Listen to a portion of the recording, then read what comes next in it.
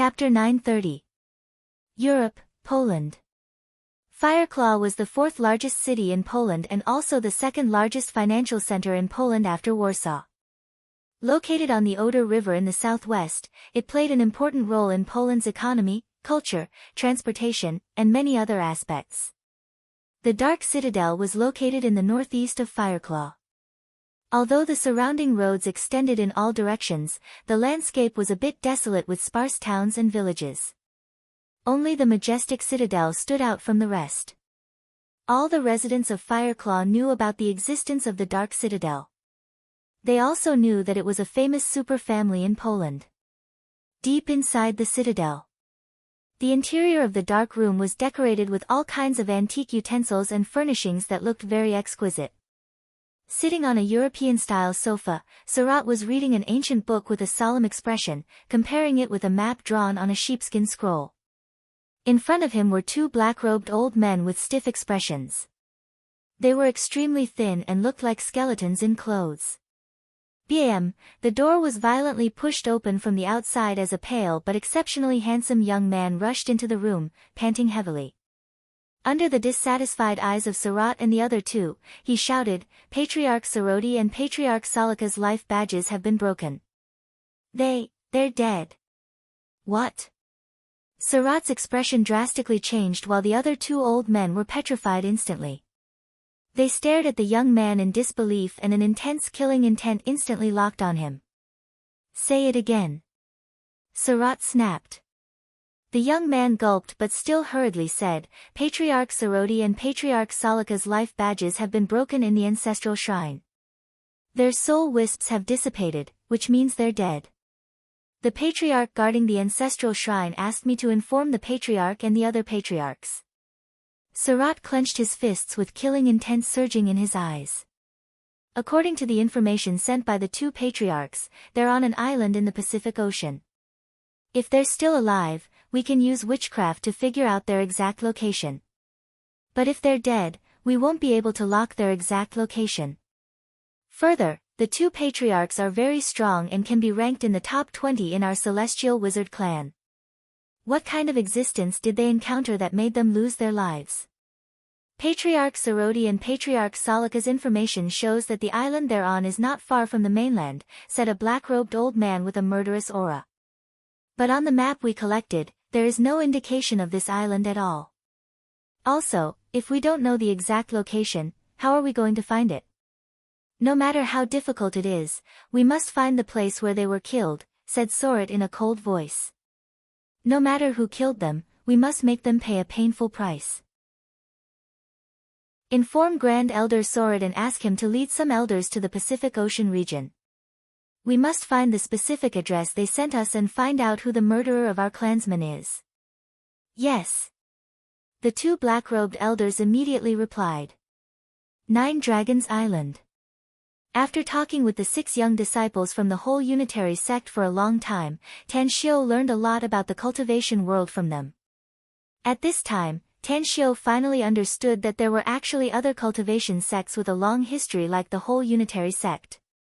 Although there were very few of them, they did exist. However, they were all hidden in mountains, on islands, or in small worlds. Nascent soul stage, they could be regarded as the top cultivators on Earth. According to what Jean Chanzi and the others knew, there were no more than 5 people on Earth who had broken through to the nascent soul stage, and there were probably less than 30 golden core stage cultivators. It seems that the number of cultivators in the cultivation world, as well as their cultivation levels, is much higher than I imagined. How did you break through to the late stage of foundation establishment in such a short time when Earth's cultivation resources are scarce and the heaven and Earth's spiritual chi is thin? Tanshio looked at the 6 people and asked curiously. "There's something you don't know, Big Brother Tang." Jean Chanzi smilingly said. "The world we live in is very rich in heaven and earth's spiritual chi, several times richer than the outside world. Further, our sect cultivates a lot of medicinal herbs, many of which are more than 1,000 years old. Although we've been consuming them, we haven't stopped planting them.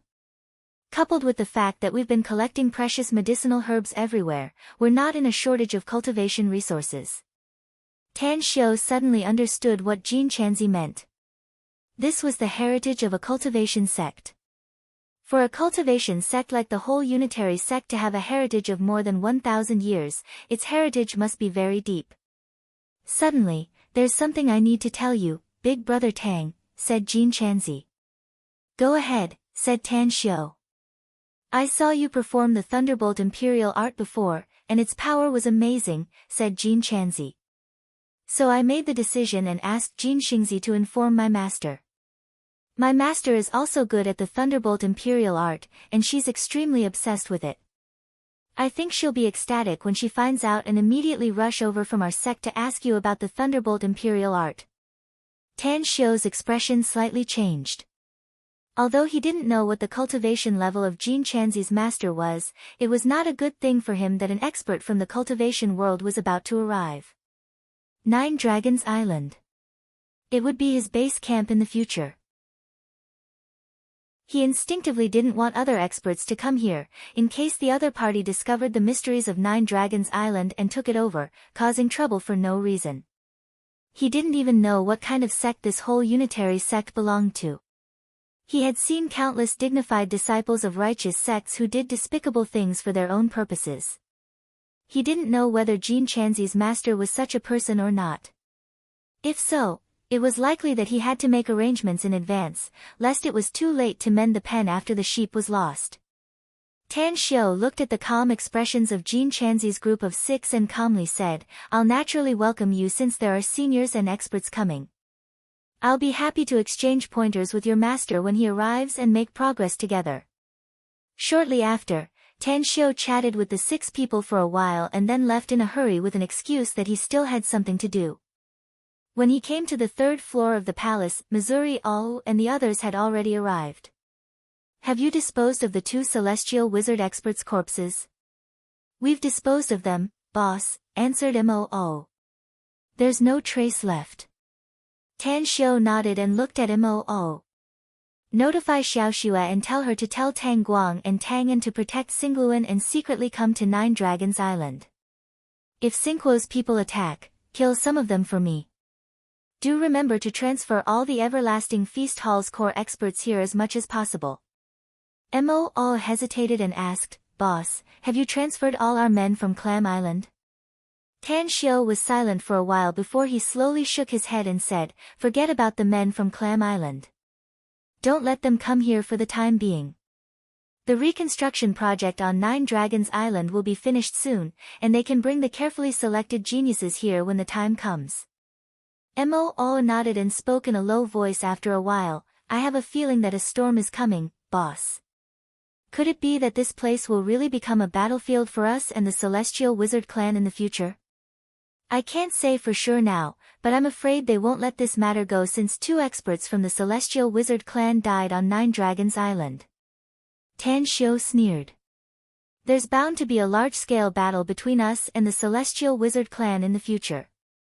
However, we also have to guard against the cultivators from the whole unitary sect. Is it the sect of those 6 youths? Asked Moo. That's right. Tan Xiu nodded and said, I learned from them that their whole unitary sect has nascent soul stage experts and several golden core stage experts. I'm afraid we won't be able to resist them if all the disciples of their sect launch an attack on us. Unless Ji Qi Mei or Yen, take action, all the people from the Everlasting Feast Hall won't necessarily be able to obtain any benefits. Moo's complexion changed. The higher his cultivation level was, the more he realized the seriousness of the gap between realms. Let alone nascent soul stage experts, even if several golden core stage experts came, he was afraid that he wouldn't be able to resist them.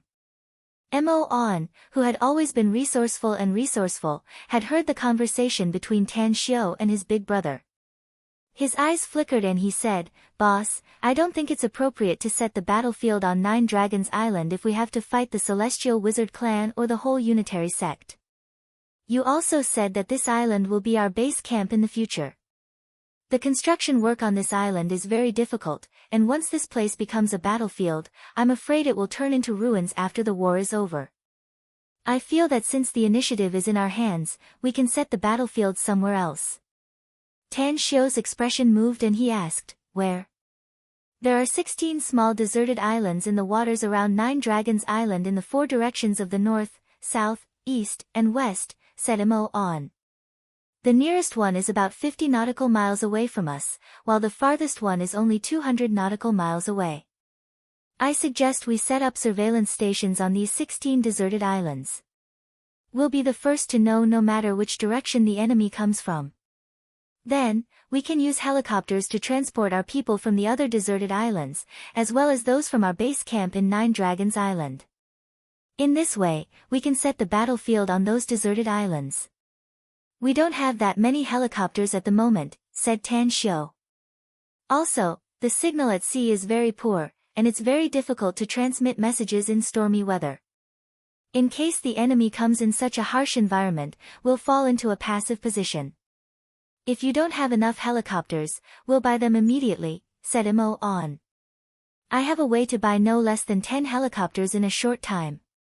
The environment won't affect our ability to transmit information. Have you forgotten our identity? Identity? Tan Xiu stared blankly. Chapter 931. Some people were said to be smart all their lives, but sometimes muddle-headed, and Tan Xiu was in such a situation at the moment. Mo On's reminder made him realize that he and the others were all cultivators, and they could fly extremely fast even if they were to ride a flying sword on the sea. Additionally, he could also refine some communication jade slips so that the transmission wouldn't be affected even if they were to encounter an electromagnetic storm. You're right. Tan Xiu nodded and then said, where's Long Zhengyu? Invite him here, I have something to discuss with him. Understood. Jin Shi, who was at the side, immediately strode away. A few minutes later, Jin Shi brought Long Zhengyu here. When he saw Tan Xiu, he immediately said, Brother Tang, are we on the same side? Tan Xiu squinted his eyes and nodded. We're on the same side, and we have a good relationship. Since we're on the same side, can you teach me how to cultivate? Asked Long Zhengyu. I used to be a frog in a well and didn't know that there were people like you in this world. Now that I know, I want to be like you, flying in the sky and burrowing into the earth with outstanding martial prowess. Tan Xiu had long guessed Long Zhengyu's thoughts, and his words were also within Tan Xiu's expectations. After giving it a thought, he said, I'm sure you're aware of the current situation here, Long Zhengyu. We may have killed those 2 wizards, but the problem hasn't been completely solved yet. The powerhouses of the Celestial Wizard clan may come here at any time. We're facing a formidable enemy, so I'll put aside the matter of teaching you cultivation for now. I'll definitely teach you a cultivation technique and help you embark on the path of cultivation after we completely solve the crisis brought by the Celestial Wizard clan. Long Zhengyu was pleasantly surprised upon hearing it. No problem. I'll listen to you, Brother Tang. Also, I can't help you with martial prowess, but if you need anything else, just tell me. I'll do my best to help you as long as it's within my capabilities. I need to speed up the reconstruction project, said Tan Xiu. It's best if we can finish it within half a month. I still have a big plan to implement after all the construction teams on the island are evacuated. Long Zhengyu was confused. What big plan? Tan Xiu said, don't worry about these things for the time being. You just need to tell me, can it be completed in half a month? Long Zhengyu pondered for a moment before he gritted his teeth and said, if we work overtime, we can definitely complete it within half a month. Tan Xiu nodded and said, I told you on the phone to bring me a batch of jade when you pass by Hong Kong. Did you bring them all? Long Zhengyu stared blankly for a moment before replying, I did bring some, but I heard from Hao Lei, the person in charge of Grand Fortune Jewelry, that she hasn't collected enough jade stones yet. Tan Xiu took out his phone and dialed Hao Lei's number. Boss. Hao Lei's anxious voice came from the phone. What's the situation on your side? Asked Tan Xiu in a deep voice. You still haven't gathered all the jades I need? Hao Lei forced a smile and said, Boss, I should have gathered them, but something unexpected happened. Some people are also buying jade stones on a large scale, causing the price of jade stones to keep rising. Our Grand Fortune jewelry made a lot of money from the batch of jade stones you gave me. But the price of the jade stones keeps rising. If we buy them on a large scale at this time, the money we earned will be reinvested. It's tantamount to us working for nothing.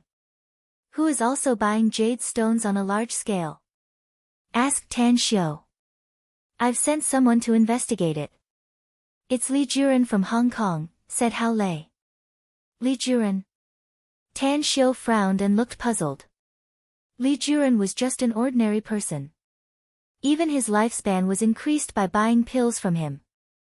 Why would he buy jade stones on a large scale? Since he couldn't figure it out, Tan Xiu decided to call him directly.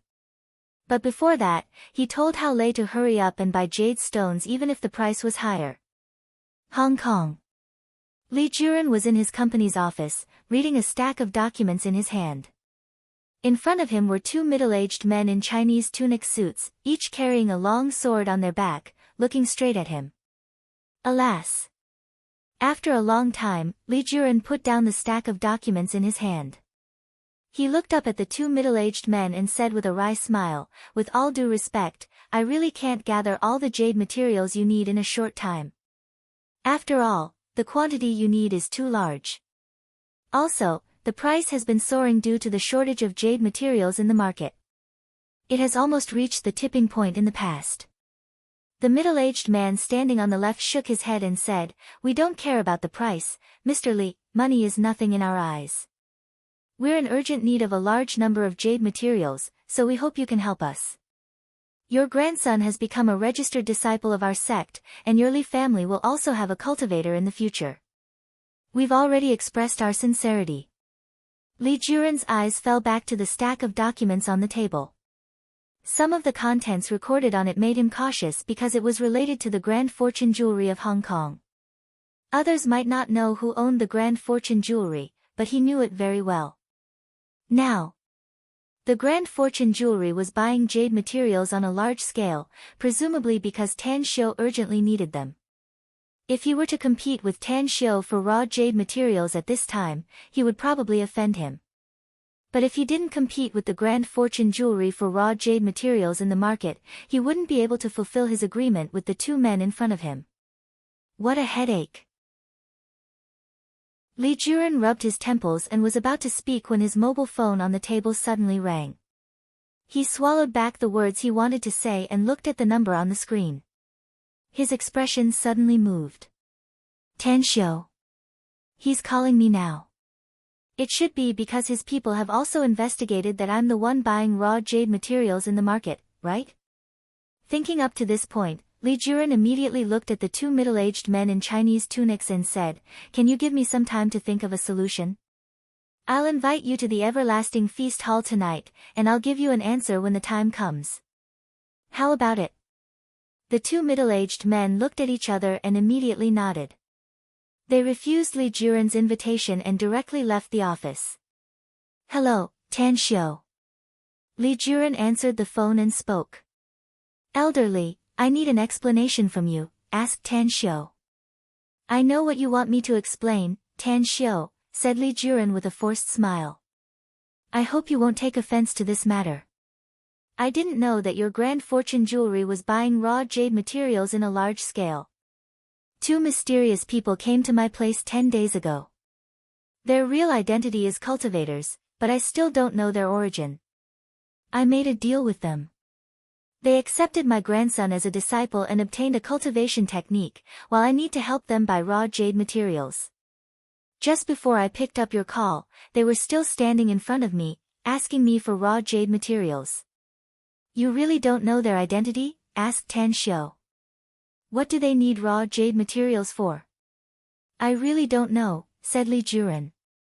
Tan Xiu was silent for a moment and then said, "Elderly, I'm in urgent need of raw jade materials now. I must gather enough raw jade materials within 15 days to carry out my major plan. Therefore, I hope you can give up on buying them. As compensation, I can teach your Li family a cultivation technique." Li Juren's eyes lit up. He could hear the hidden meaning in Tan Xiu's words. The two previous cultivators only promised to accept his grandson as an in-name disciple. They even had a condition that forbade his grandson from teaching the cultivation technique to outsiders. But Tang Xiu's words didn't mean that. He said that he would impart a cultivation art to the Li family. Once the Li family obtained it, they would have the final say on who wanted to cultivate it. One person. One family. Li Juren made a decision in an instant and said in a deep voice, Tan Xiu, I've given most of the raw jade materials I bought to them, but a small part is still stored in the warehouse of my Li family. I'll send some people to secretly send those raw jade materials to Chief Hao of the Grand Fortune Jewelry. Also, I'll give up on buying raw jade materials and won't sell them for at least half a month. Thank you, Elder Li, said Tan Xiu with a satisfied smile. I'll treat you to a drink to express my gratitude when I return to Hong Kong.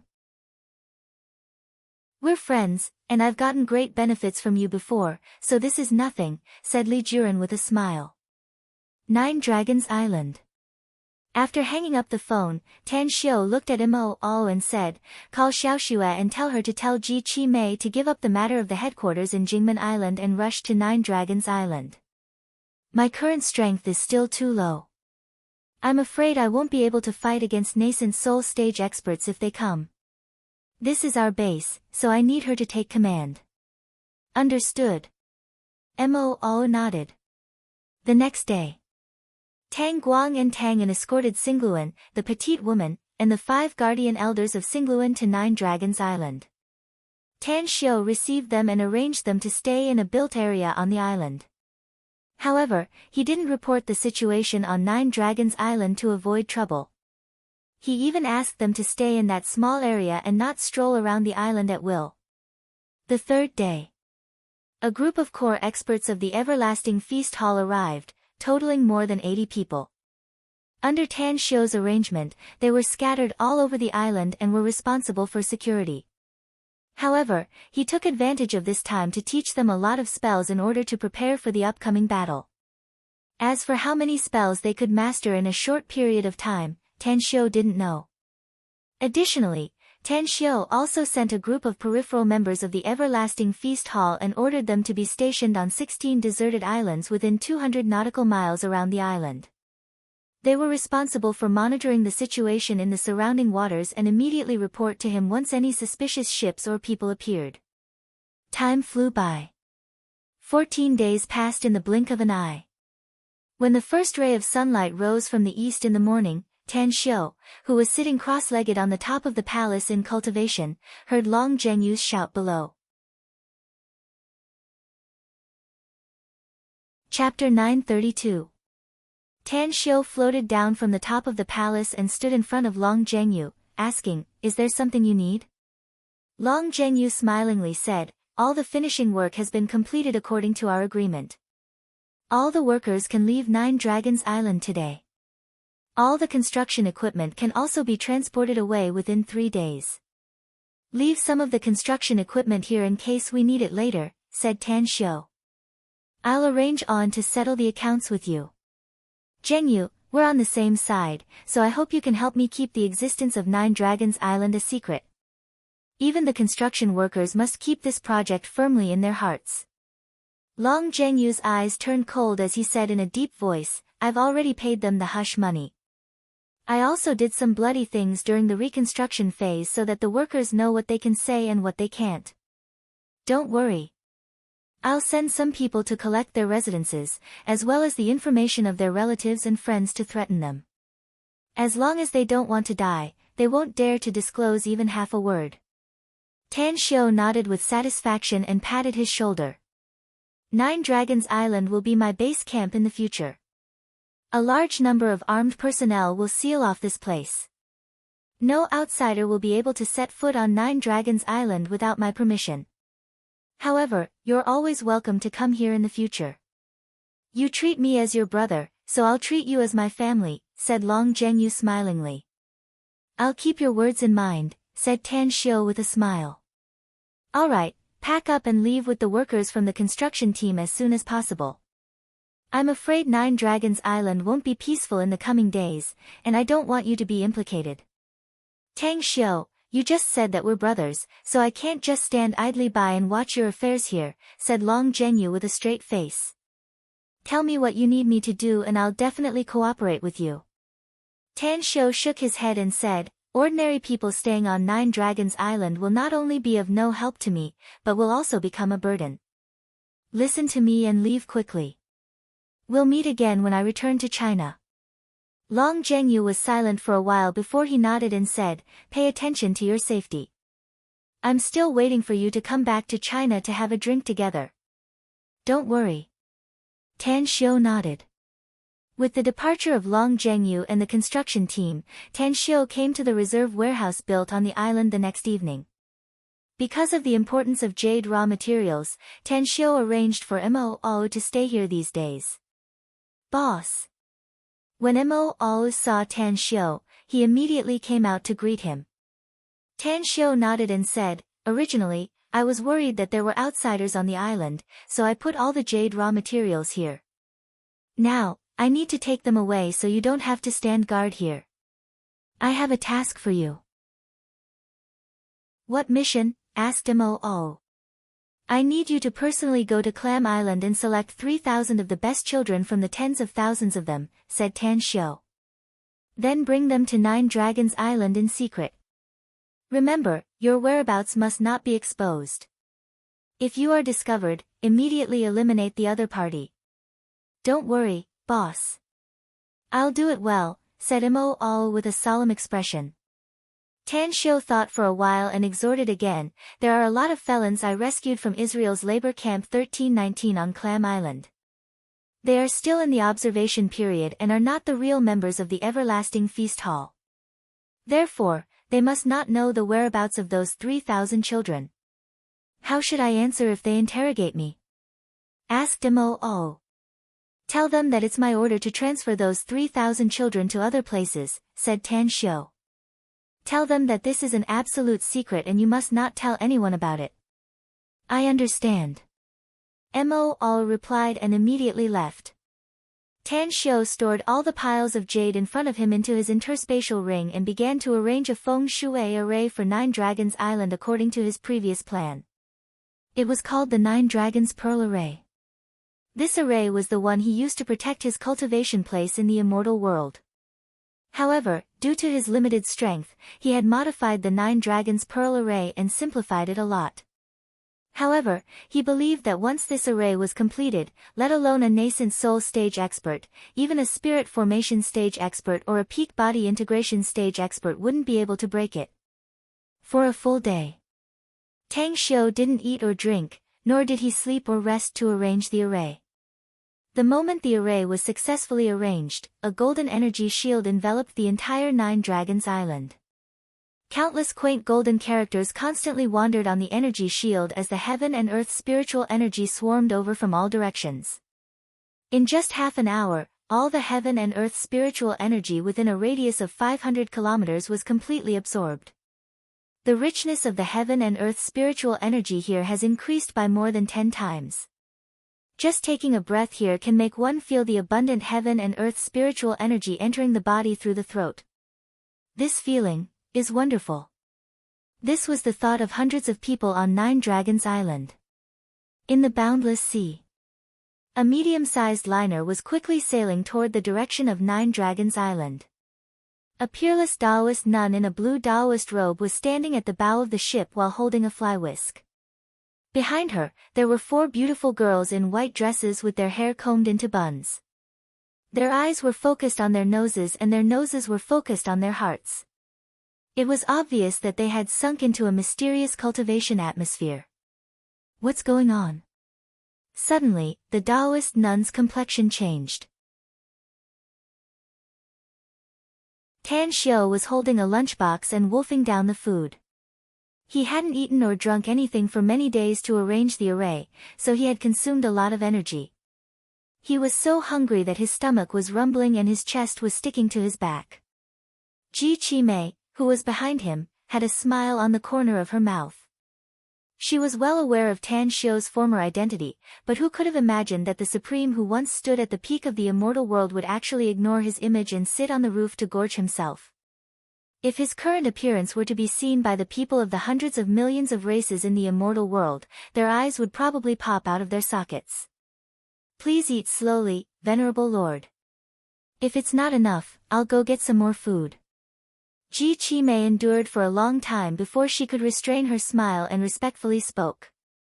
Tan Xiu's mouth was full of food, so he was too lazy to speak and just waved his hand casually. After he finished the second meal Ji Qimei brought, he burped contentedly and wiped the food stains on the corner of his mouth. Then, he sighed and said, "Even immortals need to eat, drink, and defecate. It's just that the food they eat is different.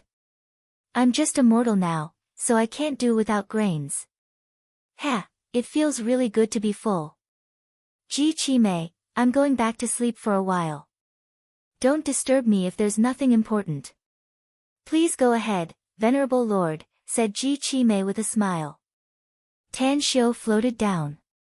Just as he appeared in the palace, he saw Jin Chanzi and the other 5 youths from the whole unitary sect hurrying over with their swords on their backs. "I know what you want to say. It's not that I didn't entertain you well, it's just that your master came at the right time. The island's protective array has just been arranged and she just came here. I just said that we can't remove the array and let her in within 7 days, else the array I've been working so hard on for many days will be destroyed. Big Brother Tang, since my master can't come in, can we go out?" asked Jin Chanzi with a forced smile. "You can't go out unless you think you have the ability to break out." Tan Xiu shook his head. "Otherwise, you can only stay on the island for 7 days. Jin Chanzi and the other 5 youths exchanged glances and shook their heads with forced smiles. They could sense the power of the island's protective array and were well aware that they would be crushed to pieces and obliterated by the island's protective array if they tried to break out. Chapter 933. Time fleeted by and quickly passed by. 7 days later, the 9 Dragons' Pearl Array was finally fully formed. As the golden radiance gradually faded away, the world seemed to have returned to the past as if nothing had happened. However, Daoist Zixuan, the Daoist nun who had been staying outside 9 Dragons Island, was well aware that the 9 Dragons Pearl Array still existed. Furthermore, it had been crazily absorbing the world energy from all directions for 7 days, causing the array's power to reach a terrifying level. "It's a bit strange, Master." On the bow deck, a girl in a fluttering white dress frowned as she stared at the 9 Dragons Island in front. Daoist Zixuan opened her eyes and slightly tilted her head, asking, "What's so strange about it?" "I have a feeling that the scene in front of us is slowly turning blurry, Master," said the girl. "Also, listen to the sounds around us. There used to be some sounds coming from the island, but now there's only the sound of the sea. There's no sound of the waves hitting the shore anymore." Daoist Zixuan's expression slightly changed. She released her divine sense and quickly scanned the area in front of her. Her face turned pale and she coughed up a mouthful of blood. Just as her divine sense touched the invisible barrier, it was as if it had encountered a monster that could devour divine sense. It swallowed her divine sense in one gulp. Cough, cough, Daoist Zixuan coughed up 2 more mouthfuls of blood and looked at the island in front of her in disbelief. She could vaguely sense that the 9 Dragons Island in front of her was turning blurry and there was no sound coming from it anymore. 10 minutes later, the 9 Dragons Island under Daoist Zixuan's and the others' observation was getting more and more blurry before it finally completely disappeared from their sight. Daoist Zixuan used her spiritual sense to observe and was sure that the 9 Dragons Island still existed, but she could no longer see it with her naked eyes. There was nothing else in front of her except the boundless sea. "Master!" the girl called out hesitantly. Daoist Zixuan turned around and bitterly said, "Don't worry. I'm fine. It's just that there's an extremely powerful array master who has arranged an unparalleled array around 9 Dragons Island that enveloped the entire island. Even with my ability, I'm afraid I wouldn't be able to see through this place if I didn't know in advance that 9 Dragons Island is in front of us. Remember, Once we land on Nine Dragons Island, don't easily provoke the people on the island. The girl said, Master, you are an expert at the middle stage of the Gold Core realm. Even if the person who set up the formation on this island is very powerful, he is only good at it. In terms of cultivation, I'm afraid he can't be compared with you. Daoist Zixuan shook her head and said, we don't know who this island master is, so we shouldn't jump to conclusions so easily. Moreover, even if the other party's cultivation is inferior to mine, he has such profound attainments in formations. Once he activates this super formation, I'm afraid he can easily kill me. Suddenly, Daoist Zixuan and her 4 disciples suddenly saw a portal appear out of thin air in front of them. Through the portal, one could clearly see the scenery of Nine Dragons Island inside. Swoosh swoosh swoosh, one figure after another shot out from the door like lightning. The first to come out were Daoist Zixuan's 6 disciples, followed by Tan Xiu, Mo, and Mo On. Master! Jin Chanzi, Jin Xingzi, and the others knelt on one knee in the air and respectfully called out. Daoist Zixuan gently raised her jade-like fingers and lifted them up along with 6 streams of qi. She then nodded with satisfaction and said, you and your brothers did a great job. You must eliminate evil people for the sake of the people. Furthermore, you inadvertently came to Nine Dragons Island and guided me to discover the powerhouses in the cultivation world. That's a great merit. I'll naturally reward you well when we return to the sect. Thank you, Master. Jin Chanzi and the others smiled. Seeing Daoist Zixuan's gaze, Tan Xiu cupped his fists and smilingly said, Senior, please forgive me for my neglect in visiting Nine Dragons Island. I've already ordered someone to brew some fragrant tea and I'm waiting for you to come to the island. Daoist Zixuan slightly bowed and said, are you the island master of Nine Dragons Island? May I know your name? My name is Tan Xiu, and I'm also the island master of Nine Dragons Island, said Tan Xiu with a smile. Daoist Zixuan asked again, may I know which sect Daoist Tang belongs to, and which senior expert in the cultivation world is your master? Since we're fellow Taoists from the cultivation world, maybe I know my master. Tan Xiu chuckled and said in accordance with Jin Chanzi's previous words, I'm afraid I'll have to disappoint you, senior. I don't belong to any sect or sect. I just happened to obtain the inheritance of a senior in the cultivation world by chance and officially stepped on the path of cultivation. Daoist Zixuan looked surprised, but she didn't ask which senior Tan Xiu had obtained the inheritance of. Such a matter was a taboo in the cultivation world. Furthermore, Tan Xiu was very young, but he gave her a faint sense of threat. She even found that she couldn't see through Tan Xiu's cultivation level. However, she could see the cultivation level of the 2 people behind Tan Xiu. They were both at the foundation establishment stage. Daoist Tang, did you arrange the island's protective array? Asked Daoist Zixuan again. That's right. Tan Xiu nodded and said, I did arrange it. It's just that it took me nearly half a month to set it up, consuming a huge amount of materials and consuming a lot of my energy. I'm afraid I wouldn't have to go through so much trouble if my cultivation level was higher. Daoist Zixuan sighed and said, Daoist Tang, being able to arrange such a peerless array is already an amazing ability in the current cultivation world. I firmly believe that among all the cultivators on Earth, there's absolutely no one who's better than you in the field of formations. You must be joking, senior. Tan Xiu chuckled and said, I only know a little bit about arrays, so it's hard for me to enter the Grand Hall. You've been staying outside for 7 days, senior. Now that the Nine Dragons Islands array has been opened, do you still want to talk to me here? Daoist Zixuan couldn't help laughing and said, it's because this island's protective array you arranged shocked me too much, so I can't wait to learn more about it. I hope Daoist Tang won't take offense to it. Then, we'll have to trouble you. Please. With a faint smile, Tan Xiu led Daoist Zixuan and the others to fly into the array portal and quickly landed on the square outside the palace. The moment Daoist Zixuan entered Nine Dragons Island, she immediately noticed that the number of guards on the island had increased a lot compared to before. She could see hundreds of guards stationed everywhere in her line of sight. What was most inconceivable to her was that almost all of these guards were cultivators. Although the aura they exuded wasn't very strong and the strongest among them was only at the foundation establishment stage, the scale of hundreds of people still shocked her. It should be known that it was extremely difficult to nurture a martial cultivator.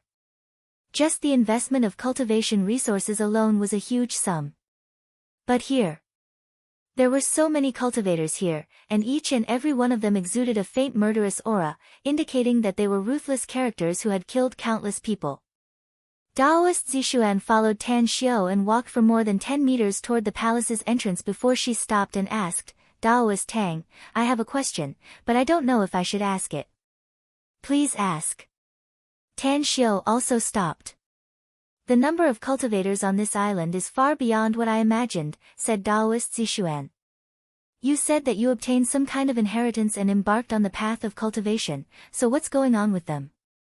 Did you personally cultivate them?" "That's right. They were all trained by me." Tang Xiu nodded.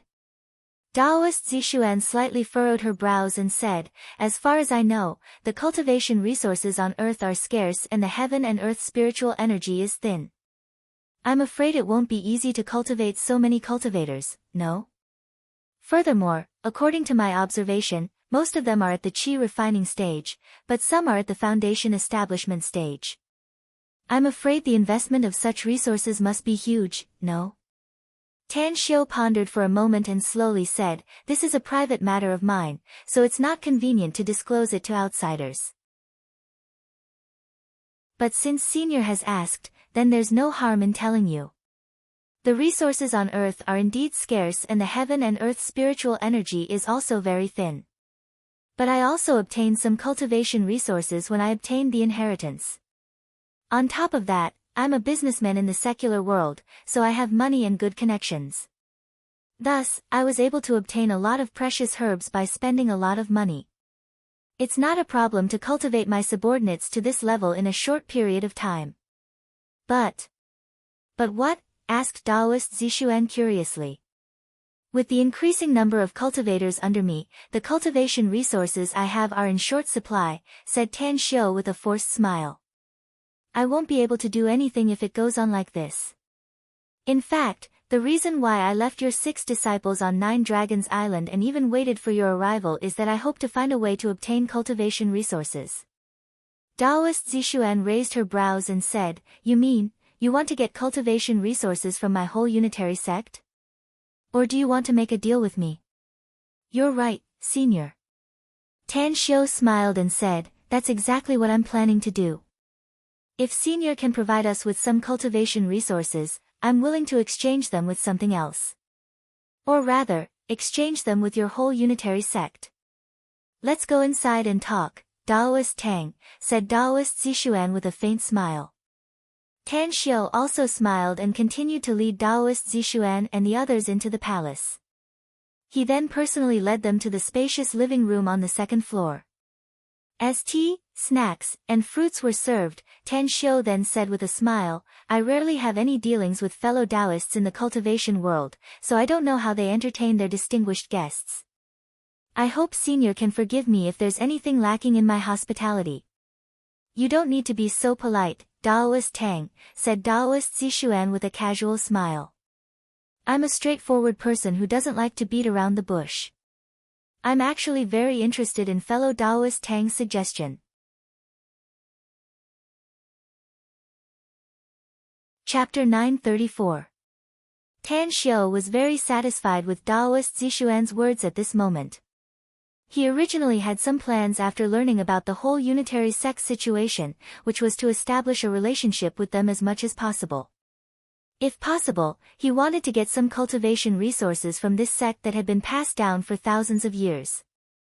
As a matter of fact, the Everlasting Feast Hall didn't lack cultivation resources at present, and it wouldn't lack cultivation resources for the next year.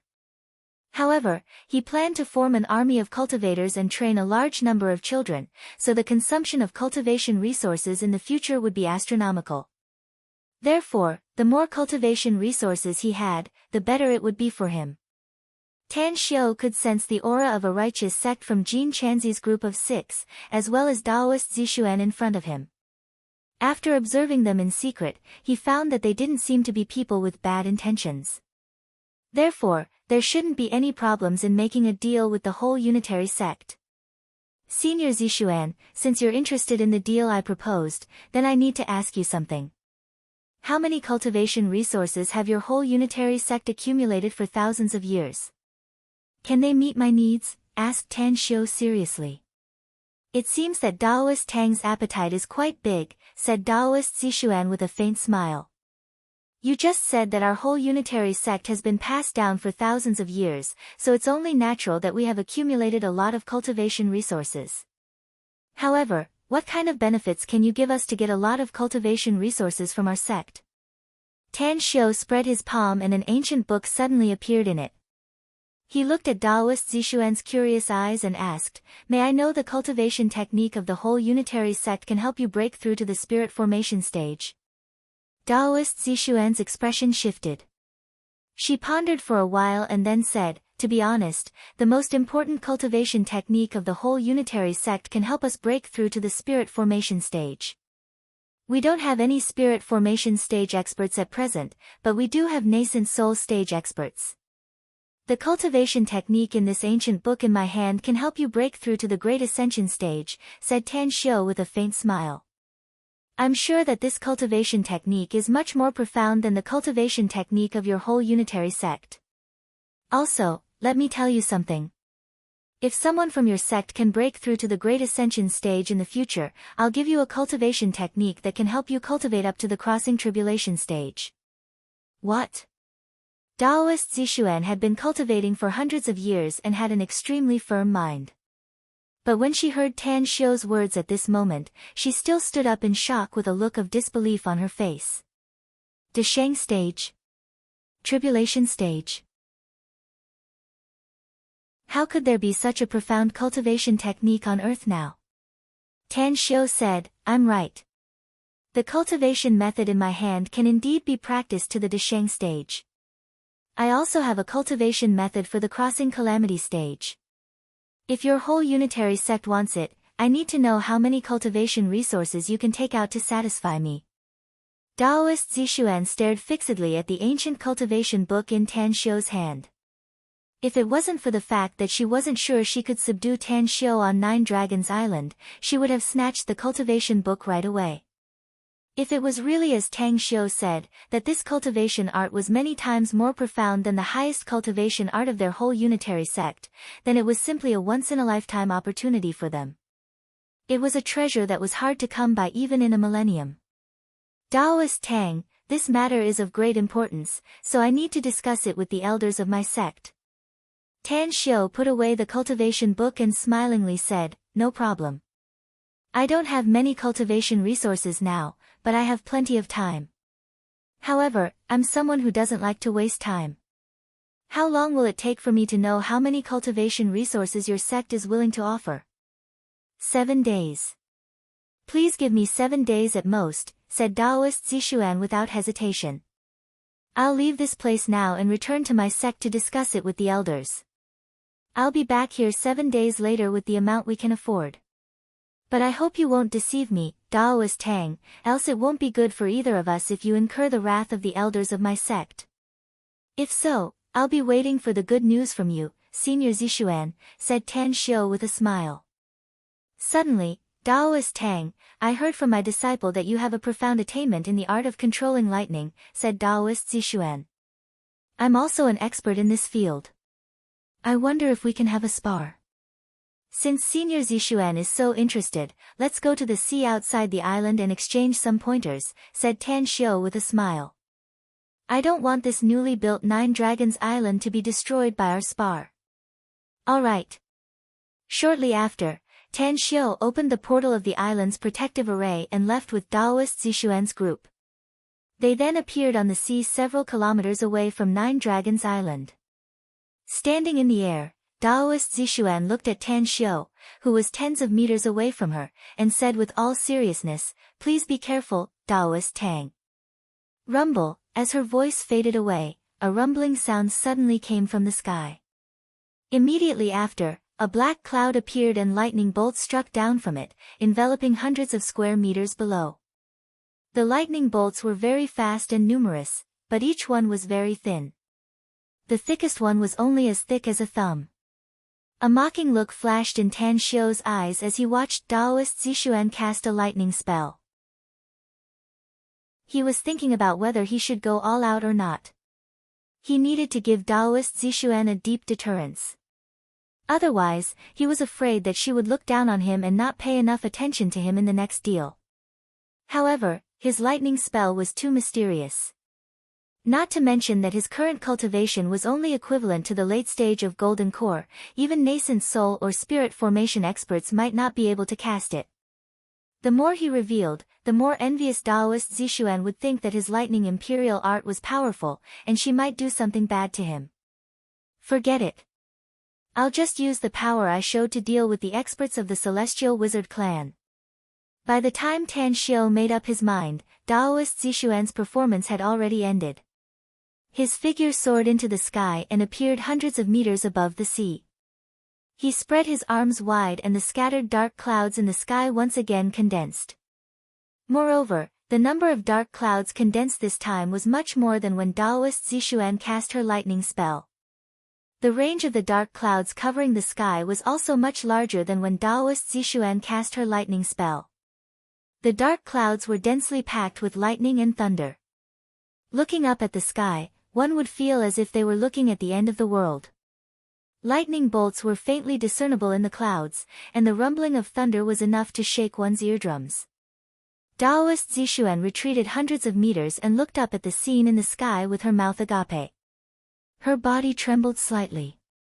She had never dared to imagine such a terrifying scene before. Not to mention that it was a phenomenon caused by someone casting a lightning spell. How did he do it? Just how profound was the Imperial Thunder technique that he was cultivating? This phenomenon alone is already beyond my expectation. I wonder how terrifying it will be if it erupts. Lightning Sea. Standing 100 meters above the ground, Tan Xiu suddenly raised his head and roared. Lightning bolts as thick as an arm suddenly broke free from the clouds like countless falling meteors, falling from the night sky and striking the sea in the distance. The lightning covered a radius of half a kilometer. Whether it was the number, speed, or explosive power, it was more than 10 times stronger than what Daoist Zixuan cast. The lightning strikes lasted for a full minute. When the lightning stopped, the dark clouds in the sky dispersed and the rolling thunder also stopped. A large number of dead fish corpses floated on the surface of the sea within a radius of half a kilometer. As time passed, more and more dead fish corpses floated up. Tan Xiu flew to the front of Daoist Zixuan and looked at the dull expression on her beautiful face. Then, he lightly smiled and said, "Senior Zixuan, it seems that I'm better at controlling lightning spells than you." "Ah, that's right. I heard from your disciple, Golden Cicada, that you're very obsessed with lightning spells. If you want to learn more profound lightning spells from me, we can make a deal." Daoist Zixuan came back to her senses and looked at the faint smile on Tan Xiu's face. A look of admiration rose inside her heart. She wouldn't be afraid of Tan Xiu if the two of them were to go all out in a fight. After all, lightning spells were not the only thing she could do. But in this regard, she was convinced by Tan Xiu. "I'll remember your words today, Daoist Tang. I hope you won't go back on your words when I bring you a lot of cultivation resources in the future," said Daoist Zixuan seriously. "Don't worry." Tan Xiu nodded. "I'll never go back on my words." Half a day later, Tan Xiu returned to Nine Dragons Island, whereas Daoist Zixuan took her 10 disciples and left on the liner. Therefore, no one from the whole unitary sect was left on Nine Dragons Island. All of them were now Tan Xiu's subordinates. Outside the palace. Just as Tan Xiu returned, Mo An appeared in front of him and reported with a solemn expression, "Boss, we just received news from the 14th island. They found 2 liners in the sea not far from them. Those 2 liners are sailing towards us." "That's right, judging from the direction Daoist Zixuan's group left in, they should be meeting those 2 liners in 2 hours. Can you confirm their identities?" asked Tan Xiu with a frown. I can't be 100% sure, but according to the report from our men on the 14th island, some of them are very similar to the two old geezers from the Celestial Wizard clan we killed before, said Mo on. If they're really experts from the Celestial Wizard clan, then we'll be able to have some fun. Tan Shio sneered. Order the helicopters to take off. All experts at the Foundation establishment stage are to board the helicopters and fly to the 14th island in 10 minutes. It seems like the battlefield I need has finally arrived. I'll carry out your order right away, boss, said Mo on. But our men will suffer casualties once a battle breaks out here. We're in dire need of manpower now, and I'm afraid that if we lose too many men, then it's the quality of soldiers that matters most. Tan Shio sneered. What's there to be afraid of? Don't you understand that only by fighting and killing can you sharpen yourself and make your cultivation and combat experience progress by leaps and bounds? Chapter 935.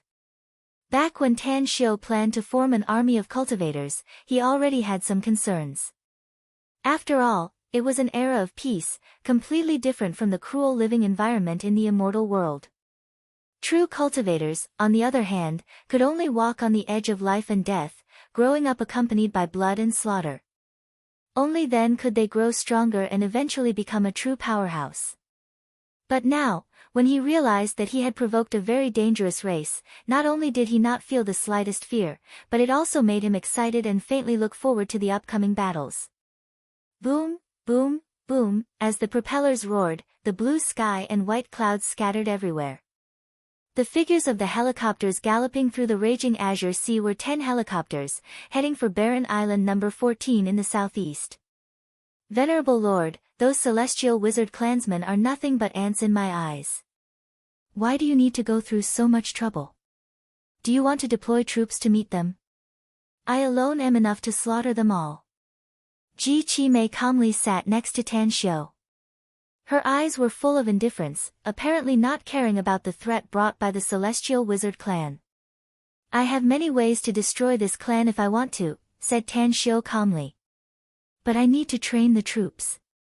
Only the enemy can make our everlasting feast hall's people grow and have the combat experience of fighting experts. Ji Qimei suddenly understood and asked with a puzzled expression, I really don't get it, Venerable Lord. Why do you want to form an army of cultivators on Earth?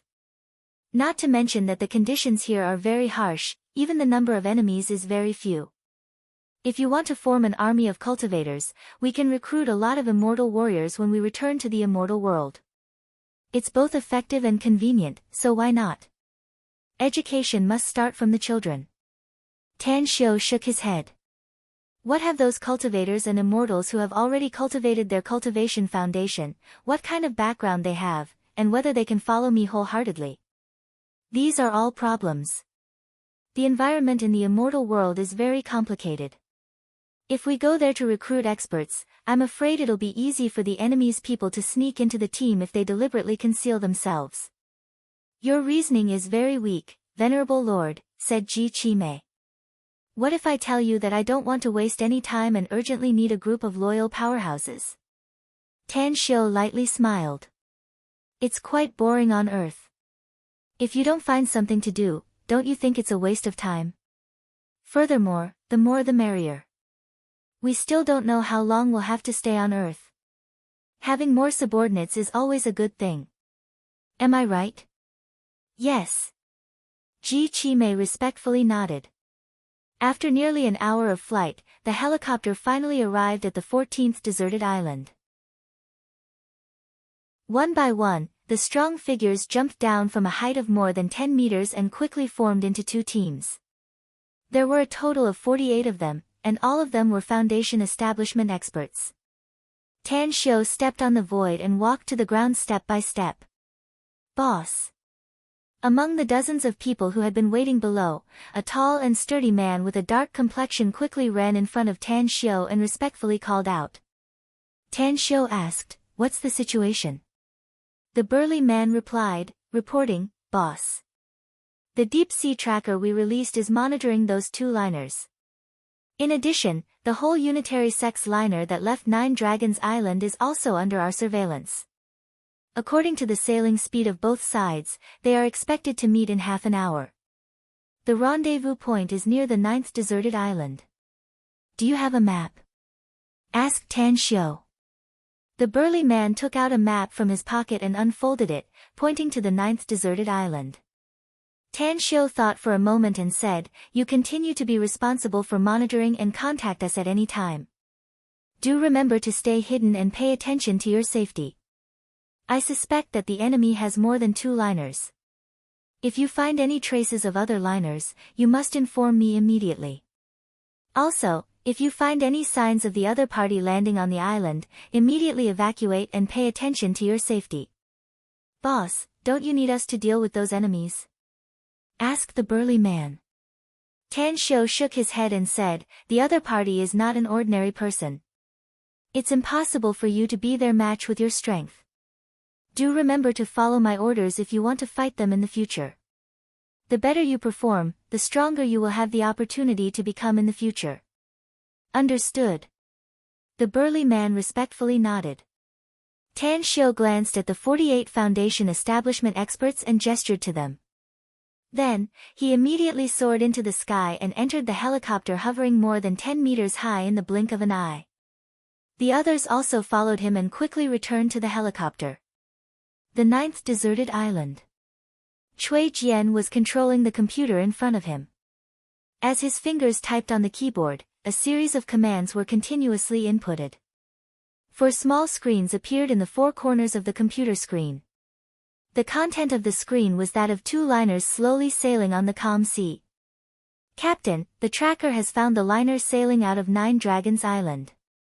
It's only 6 nautical miles away from the other 2 liners. If those liners are equipped with detectors, they should have already found the other party." A young man a few meters away from Cui Jian turned his head and reported. Cui Jian's expression shifted and he immediately inputted a series of commands. As the image on the upper left corner of the computer screen changed, a liner soon appeared. He could clearly see 2 teenagers sitting cross-legged on the deck of the liner, maintaining a cultivation posture. "Inform boss." On the boundless sea, Jean Chanzi was sitting cross-legged on the deck, silently cultivating his sex cultivation technique. He was now an expert at the late stage of Foundation establishment. Although he had yet to see the door to the Golden Core stage, he firmly believed that he would break through to the Golden Core stage sooner or later and become a famous powerhouse in the cultivation world through his diligent cultivation. D. Suddenly, an alarm rang from inside the liner.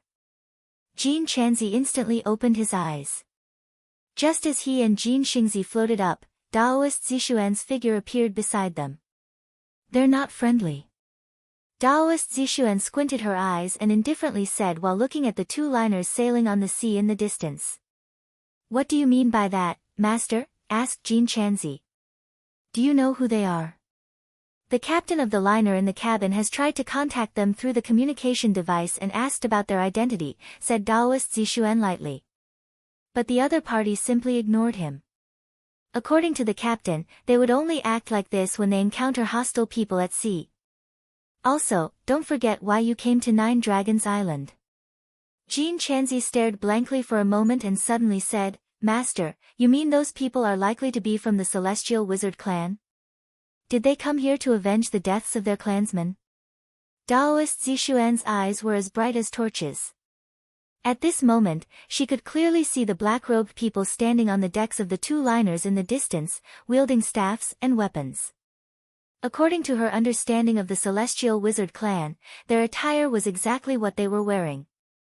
"Remember, we cultivate to pursue the mysteries of heavenly Tao and the way to immortality, not to fight and kill for no reason. If they don't attack us when we meet them, we must not rashly clash with them. According to your previous reasoning, the possibility that they won't attack us is very low, master." Jean Chanzi frowned. "It's very likely that the Celestial Wizard clan came here to seek revenge." "That's right, they might also want to snatch Nine Dragons Island. Let's not interfere too much in the matter between Nine Dragons Island and the Celestial Wizard clan," said Daoist Zixuan lightly. Our whole unitary sect may not be afraid of the celestial wizard clan, but it's better to avoid unnecessary conflicts as much as possible. As for Daoist Tang's group from Nine Dragons Island, I hope they can deter the celestial wizard clan. After all, we still need to make a deal with them. Are we not going to help Big Brother Tang, Master? Asked Jean Chanzi. We can't just sit back and do nothing if the celestial wizard clan kills ordinary people for no reason, said Daoist Zixuan lightly. But Daoist Tang's group is a cultivator, and they also killed the celestial wizard clan's clansmen. We must avoid getting involved as much as possible. Jean Chanzi fell into silence.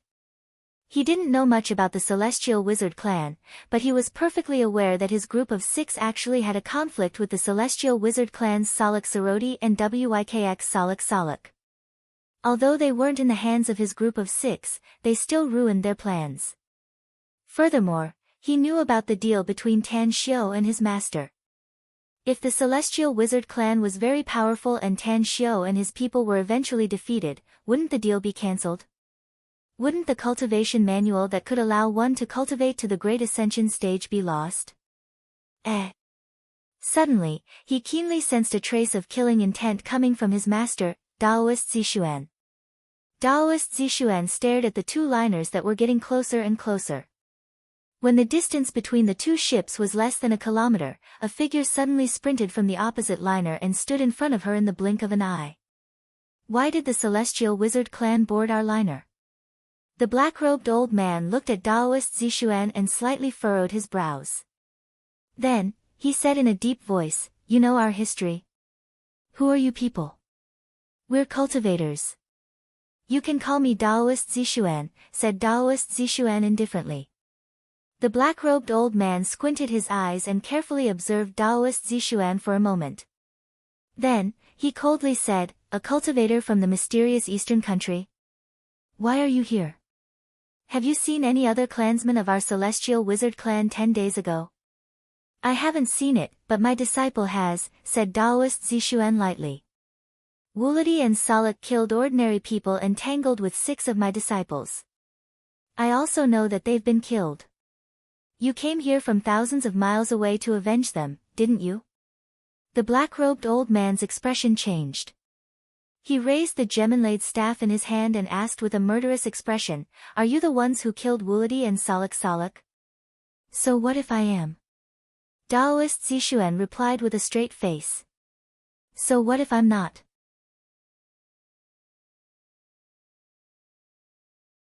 Chapter 936. With an overbearing tone, the black-robed old man coldly said, "You'll all die here today if you're the ones who killed Sarodi and Sarotu. If not, you must prove that you have nothing to do with it, else you'll still die." Sighing inwardly, Daoist Zixuan instantly unleashed her killing intent and proudly said, "Even if we're not the ones who killed those 2 celestial wizard clansmen, they deserve to die for their crimes. We cultivators pursue the great Tao, so we'll never kill the innocent. But if you dare to bully us, then we'll have no choice but to eliminate you." The black-robed old man didn't speak again. He quickly bit his finger and drew a blood-colored talisman in the void with his finger while pointing the staff in his other hand at Daoist Zixuan. In an instant, a billowing black mist appeared out of thin air. As the blood-colored talisman collapsed, thousands of blood-colored lines began to spread out. As though they had a life of their own, they gradually outlined a world for the black mist. Tenebrous Domain. The gem embedded on the staff in the black-robed old man's hand burst out with a resplendent light. It was a bewitching blood-red color, and black smoke filled the air, forming skulls with blood-red eyes. Countless skulls stacked on top of each other to form a human-shaped skeletal weapon. Daoist Zixuan's expression drastically changed. She had some understanding of the celestial wizard clan and was well aware that the wizards who could unleash the Tenebrous Domain were the top powerhouses of the clan. "If you want to fight, then I'll accompany you." Daoist Zixuan soared into the sky. Although the black mist was filled with a pungent smell and had a strong stickiness, she instantly split open a path and dashed hundreds of meters away. "I, Daoist Zixuan, never kill a nameless person." Since you can unleash the tenebrous domain, you must be a top expert of the celestial wizard clan, right? Come with me, let's see who's stronger and who's weaker. I'm Sorcerer Saroy. The corner of the black-robed old man's mouth slightly opened, but his voice was like a monstrous wave that rumbled and spread toward Daoist Zishuan at an extremely fast speed. The skeletal monster made of black mist formed a bone whip in its hand and aggressively pounced toward Daoist Zishuan. Ocean of Swords. The long sword on Daoist Zishuan's back was instantly unsheathed. 1 turned into 2, 2 turned into 4, 4 turned into 16. In less than half a second, the long sword turned into thousands of sword shadows, like a raging sea of swords, stirring up the black mist that blotted the sky as layers upon layers of swords rushed towards the skeleton monster. On the 9th deserted island. As the 10 helicopters hovered in the air more than 10 meters above the land, lightning-like figures dashed out of the helicopter hatch and landed on the coast at lightning speed. Cui Jian, who had been waiting for a long time, immediately put down the computer in his hand and dashed to the front of Tan Xiu. He saluted and said, "Subordinate Cui Jian greets boss." "How's the situation?" Tan Xiu asked in a deep voice. The whole unitary sect's liner and the celestial wizard clan's liner met and a conflict broke out between them, said Cui Jian. At present, the whole unitary sect's people and the celestial wizard clan's experts clashed. "Boss, the computer is over there. You can watch their battle." Following Cui Jian, Tan Xiu came to the computer. As his eyes fell on the screen, he happened to see the scene of Daoist Zishuan unleashing her sword amidst the black mist. Worthy of being a golden core stage expert. Their attacks are very powerful. But that celestial wizard expert's moves are very similar to those of ghost cultivators. "Cui Jian, how far are they from the 9th deserted island?" 26 nautical miles, answered Cui Jian. Tan Xiu squinted his eyes and turned to look at the neatly lined 48 Foundation establishment experts. Then, he said in a deep voice, "All of you stay here and don't act without my order. Ji Qi Mei, both of you come with me to watch the battle. The speedboat is not far away, boss." "I'll send someone to drive it over," asked Cui Jian quickly. "No need to trouble yourself." Tan Xiu waved his hand. "Let's go, Ji Qi Mei." "Understood." Ji Qi Mei replied.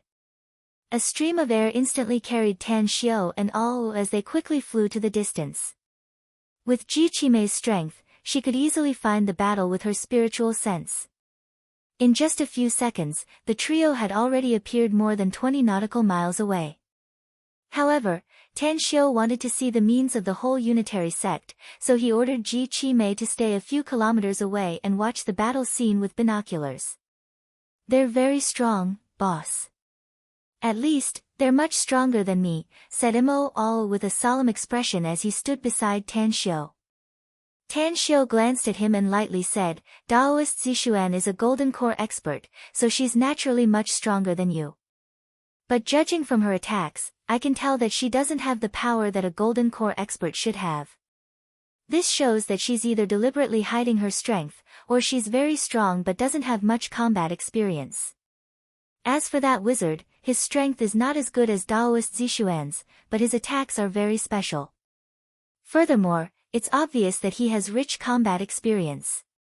Even though he's controlling the skeleton monster to attack, he can still control it with ease." "But..."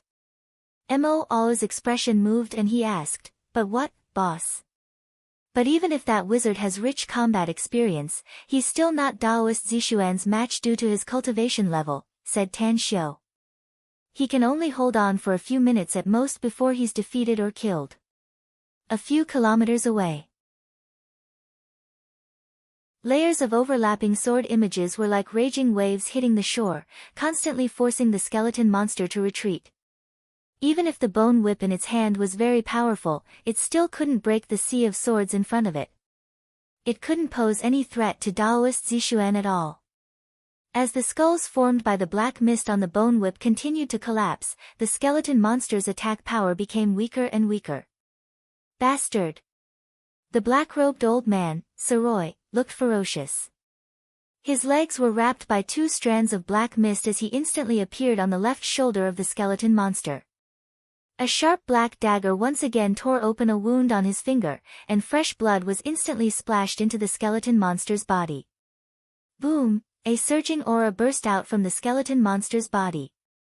The black mist in the surroundings once again formed a large number of black skulls and quickly fused into the skeleton monster's body.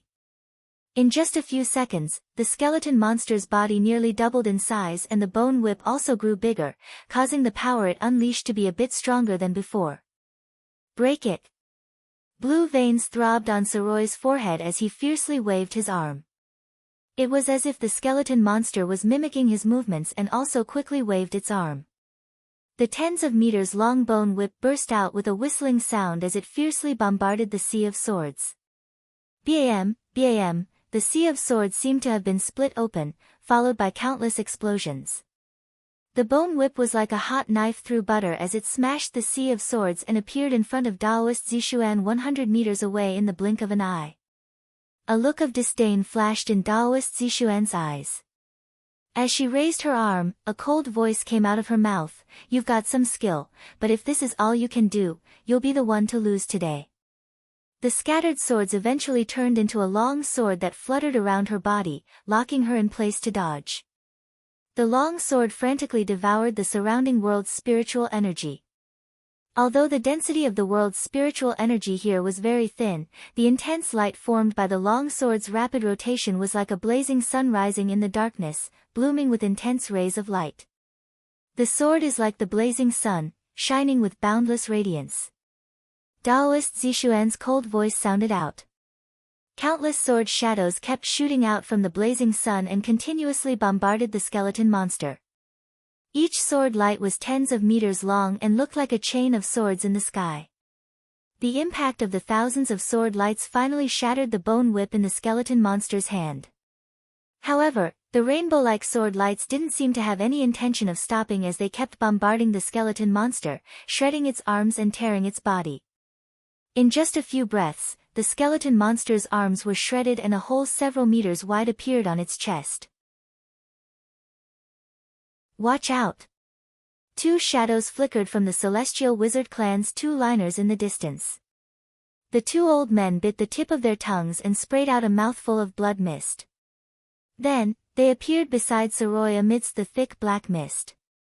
The magic staffs in their hands released intense magical power to form a black shield around them. Kacha, the skeleton monster was finally smashed by the sword lights and the countless sword lights hit the black shield. As cracks appeared on the black shield, the 2 black-robed old men silently chanted an incantation and 2 giant black axes suddenly took shape above the shield.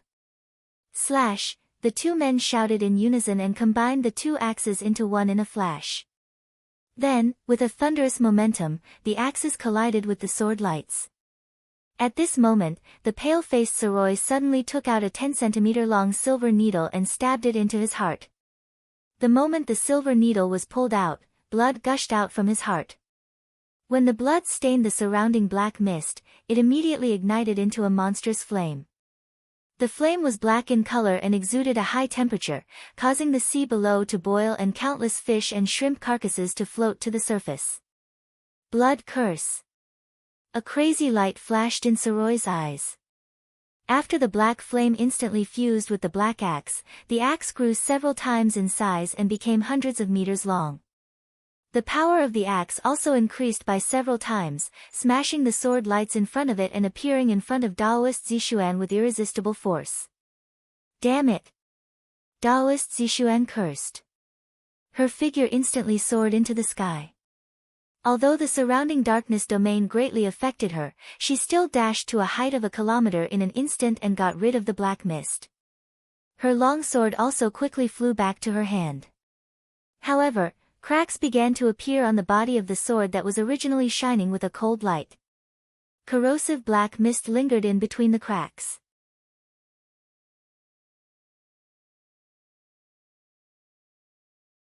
Chapter 937.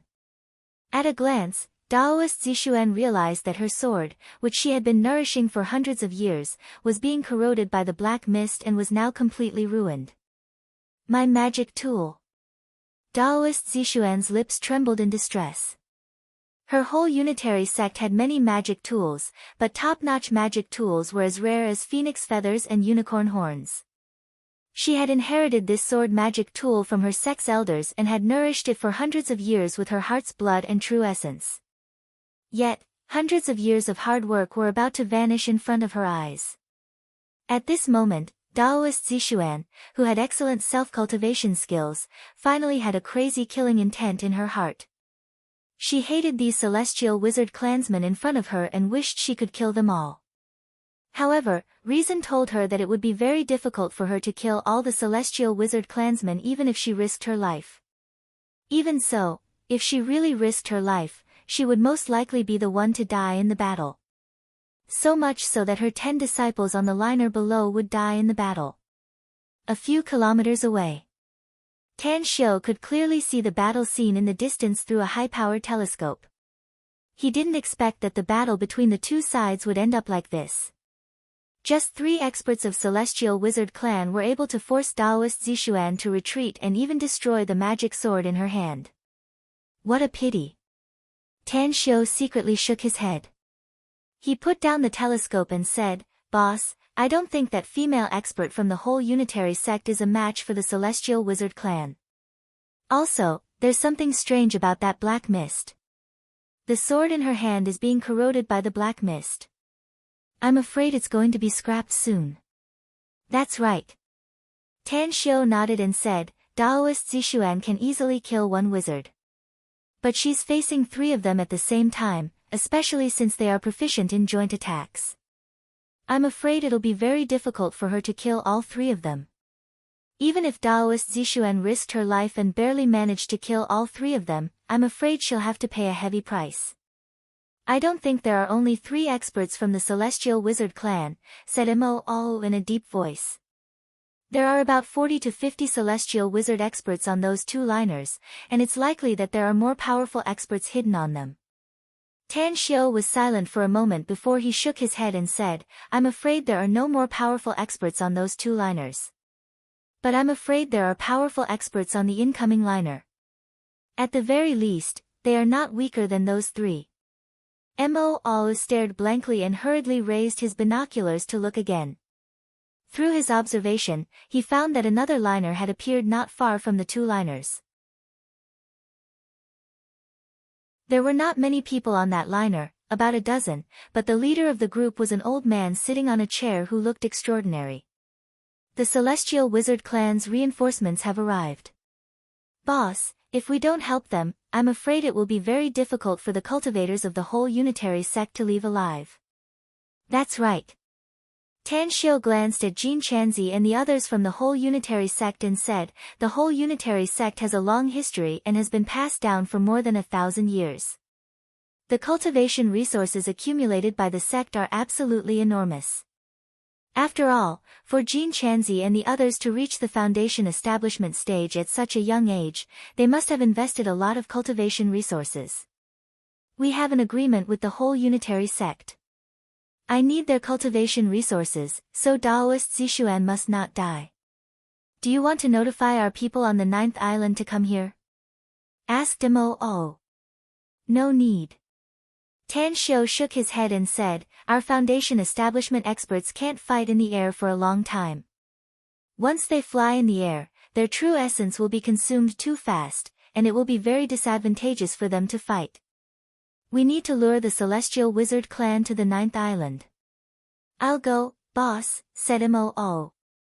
Tan Xiu thought for a while and nodded. "I'll leave this task to you later. But not now. We must save the whole unitary sect's people while they are in despair. With a life-saving favor in the deal, it will be beneficial to our next deal." "You're really wise, boss." Mo gave a thumbs up and praised. Tan Xiu couldn't help laughing and said, "Oh, you've also learned how to flatter others." Mo let out a hollow laugh and scratched the back of his head. "Boss, if all the experts of the Celestial Wizard Clan attack, I'll be at my limit even if I can save Taoist Zixuan. What should we do with Jin Chanzi and the others from the whole unitary sect?"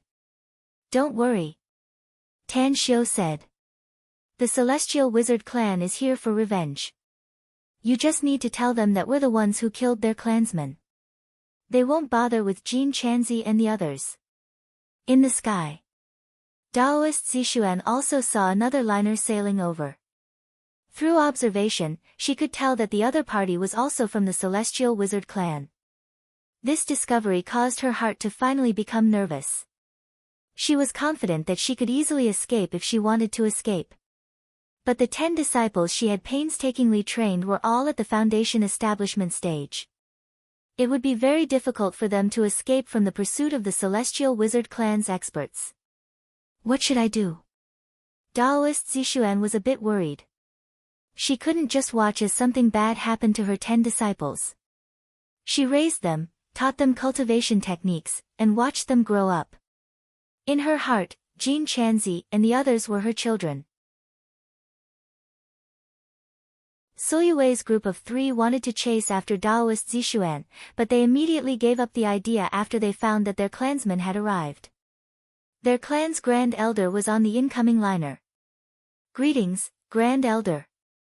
The 3 of them landed on the incoming liner and bowed respectfully. Sitting on the chair, Astrius Salak looked like a man in his twilight years. He raised his eyelids and glanced at the trio before his eyes finally landed on Soyue. Then, he lightly asked, "Are you injured?" "She's a very powerful Chinese cultivator, Grand Elder," said Soyue bitterly. "I alone am not her match. That's why I used the blood curse in the fight."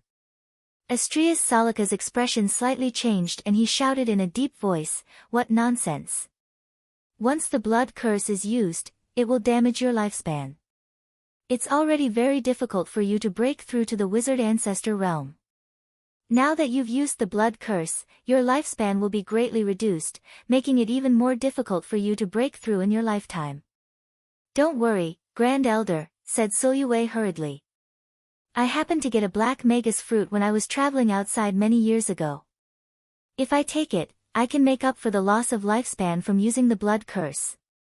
Astrius Salak looked surprised and nodded. "You don't need to use the blood curse since you have the black magus fruit. However, it can only restore 100 years of your lifespan at most. You're not allowed to use the blood curse again unless it's a last resort." "I understand," said Soyue hurriedly. Astrius Salak slowly raised his head. His eyes were deep as though they contained endless mysteries. Even though Daoist Zixuan was standing thousands of meters high in the air, he could still see her clearly. "You, come down." His voice traveled a few meters away and eventually formed a sound line that was transmitted to Daoist Zixuan's ears. Daoist Zixuan was silent for a moment before she finally descended from the sky and landed on her liner. She looked at Astrius Salak, who was thousands of meters away, and sneered. "No wonder the Celestial Wizard clan has the guts to go against my whole unitary sect.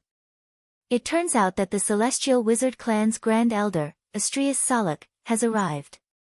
I'm curious, though. It's been hundreds of years. How come you're still alive?" "Daoist Zixuan, we haven't seen each other since we parted 300 years ago, right?" Astrius Salak lightly smiled. "I didn't expect you to be as beautiful as before." "I'm still as beautiful as ever, but you're about to turn into an old skeleton," sneered Daoist Zixuan. "Anyways, I wanna ask you something, Astrius Salak.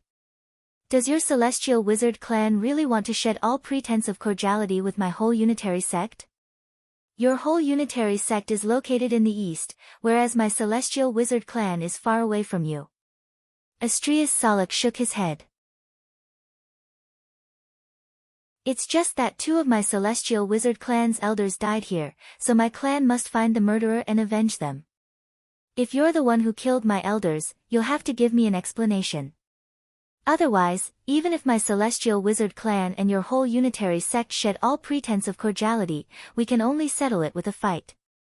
Daoist Zixuan was silent for a moment before she coldly snorted and said, "I told you that we're not the ones who killed your Celestial Wizard clan. It's just that my disciple has a grudge with your 2 elders. If you want to put this account on my whole unitary sect, then we'll accept it." Astrius Salak squinted his eyes and asked, "What grudge?" Your celestial wizard clan has been killing ordinary people. This is not something my whole unitary sect can tolerate, said Daoist Zixuan. Murderers will always be killed. Since they killed ordinary people, they must be prepared to be killed by someone stronger.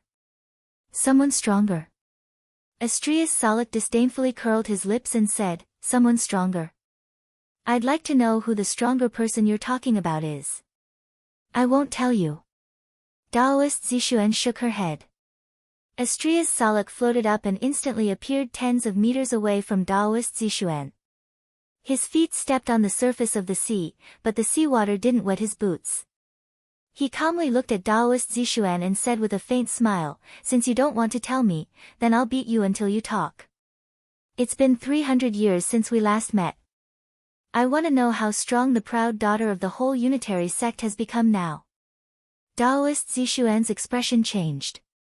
She could tell from the aura emanating from Astrius Salak that this old man's cultivation was definitely not weaker than hers. He should have broken through to the wizard ancestor realm of the celestial wizard clan. She had some understanding of the celestial wizard clan and knew that the wizard ancestor of the celestial wizard clan was definitely comparable to the golden core stage cultivators.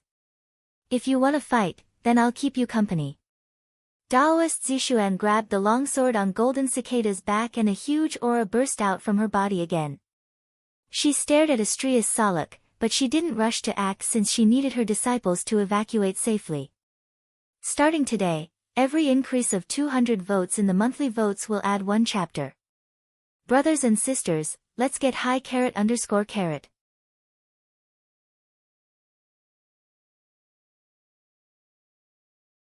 Chapter 938. Daoist Zixuan turned her head and condensed her voice to transmit it to Jean Chanzi's ears. I'll hold them back. You guys run away immediately. Remember to run towards 9 Dragons Island. Daoist Tang will protect your lives as long as you can reach the island. Master. Jean Chanzi hurriedly called out. Daoist Zixuan scowled and fiercely glared at him. Then, she transmitted her voice again, this is my order. You must obey it. The Celestial Wizard Clan's Grand Elder is very strong. His cultivation is not inferior to mine. I'm sure I can escape, but I don't have the confidence to protect all of you with so many enemies around. Run. Jean Chanzi clenched his fists tightly. An intense unwillingness and anger rose in his heart. He hated himself for being too weak. If he had enough strength, he would be able to fight alongside his master at this moment instead of leaving her here in such a crisis. At the same time, he regretted informing his master to come here. If he hadn't informed his master, they wouldn't have encountered this kind of danger and wouldn't have put his master in danger. Golden Cicada gritted his teeth and quickly transmitted his voice to his 5 junior brothers and 4 senior sisters. Although the others were reluctant to leave, he still repeated what his master, Daoist Zixuan, had just said. Finally, he transmitted his voice to them, junior brothers, senior sisters, we must escape as soon as possible if you don't want to become a burden to master. Otherwise, not only will we not be able to escape, but master will also die here. Run. The other 9 people were just like Jean Chanzi. Although they were filled with helplessness and anger, they could only choose this path in the end. At this moment, they even abandoned their ships, took out their magic tools, and fled towards 9 Dragons Island. A contemptuous look appeared on Astrius Salaka's face as he coldly snorted and said, capture them alive. Don't let any of them go. Understood. Dozens of figures flashed lightning fast from the 3 liners. Black mist surged as they quickly chased after Jean Chanzi's group of 10. 3 of the figures were extremely fast and intercepted Jean Chanzi's group of 10 just a few kilometers away. Daoist Zixuan's face was a bit pale. She dashed towards the 10 disciples, but was blocked by black mist that appeared out of thin air. Astrius Salak was holding a magic staff. Although he looked old, the aura he exuded was very powerful. The battle between us hasn't even started and you want to leave? After standing in front of Daoist Zixuan, Astrius Salak waved the staff in his hand even faster. The black mist formed a bubble that continuously surrounded Daoist Zixuan, trapping her within a radius of 100 meters. Daoist Zixuan's killing intent skyrocketed. As she brandished her sword energy slashed and shattered the black bubbles one after another. Even the surrounding airflow became chaotic. 10,000 swords become one. The sword chi shattered the black bubble, eventually forming a 100-meter-long sword shadow that emitted a cold light. As the light from the long sword grew brighter, it instantly engulfed Astrius Salak.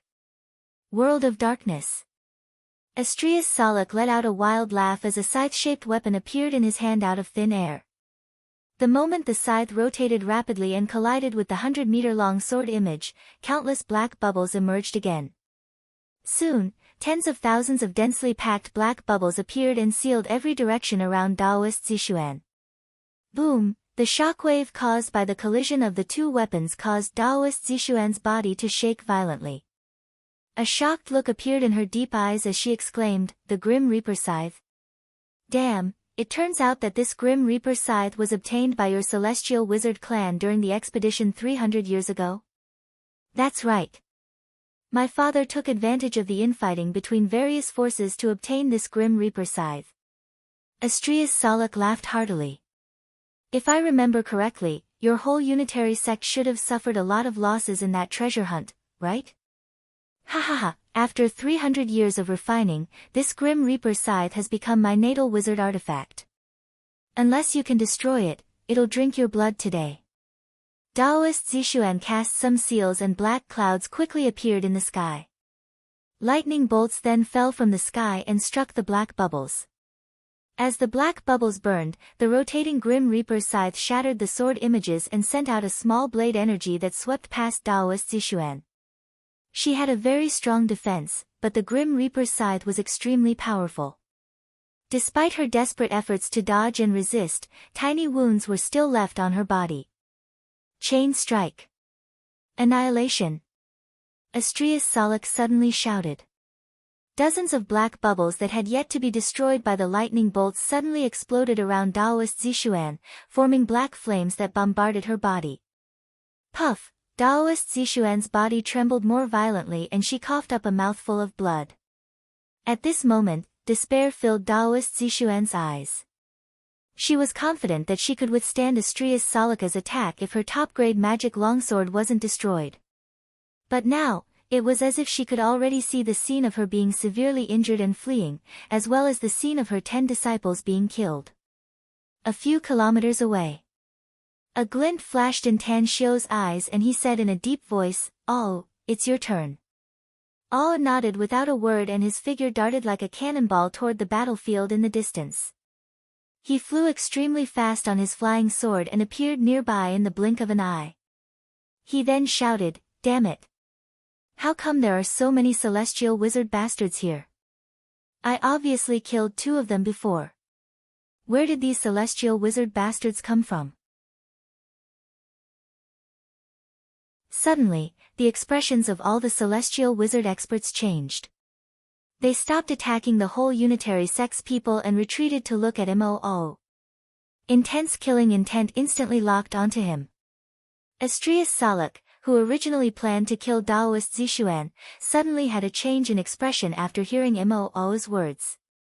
After seeing Moo's figure clearly, he gave up on chasing Daoist Zixuan and instantly pounced toward Moo, shouting fiercely, "Did you kill Salak Salak and Salak Salak?"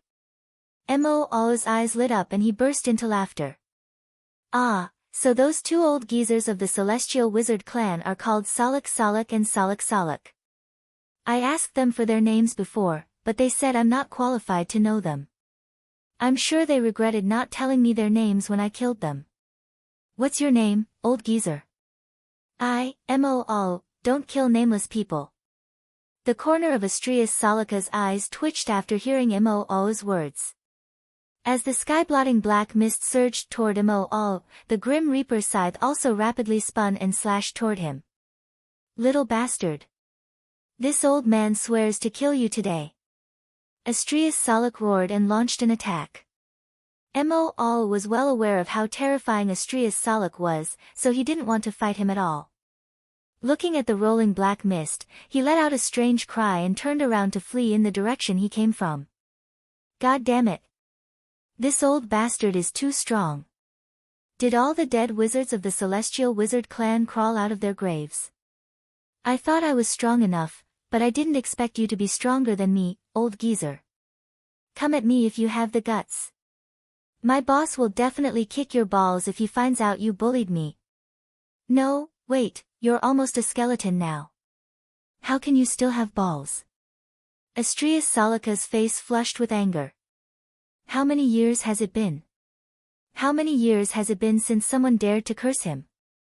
Never did he expect that he would encounter a reckless bastard in the sea today who dared to curse him with such vicious words. You must die. Astrius Salika's speed was getting faster and faster. Due to his formidable strength, Mo was quickly overtaken even though he had a flying sword and had a high level of mastery over it. You old bastard! Mo cursed and fled. In just half a minute, he had already fled more than 10 nautical miles away. Behind him, besides Astrius Salik who was chasing him and was getting closer, all the experts of the Celestial Wizard clan were chasing him. They even gave up on killing the people from the whole unitary sect and only had eyes for Mo, the murderer of their clansmen. A kilometer up in the sky. Standing above the clouds, Ji Qimei and Tan Xiu watched Mo being chased down below with sneers on their faces. According to their calculations, even though Astrius Salik was faster than Mo could definitely reach the 9th barren island before he was overtaken. Lord, those people from the whole unitary sect haven't escaped.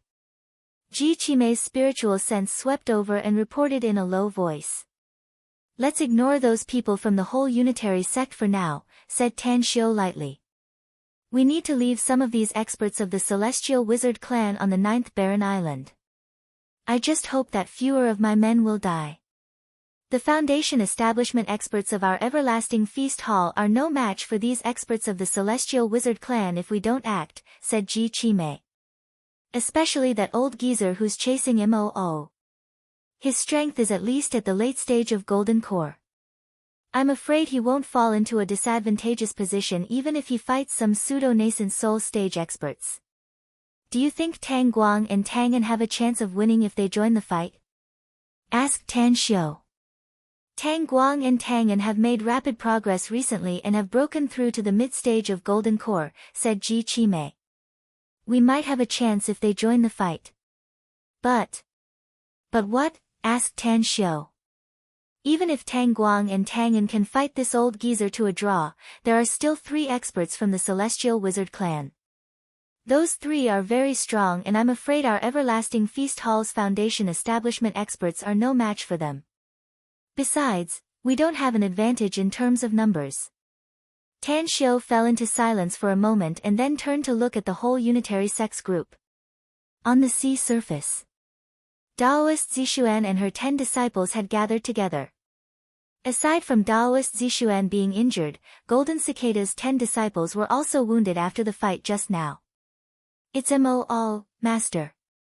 Golden Cicada looked at the figures of the people disappearing on the sea surface and spoke with a bit of worry.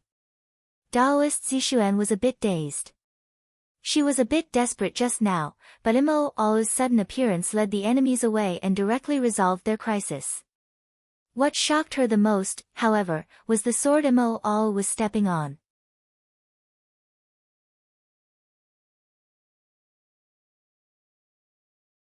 Chapter 939.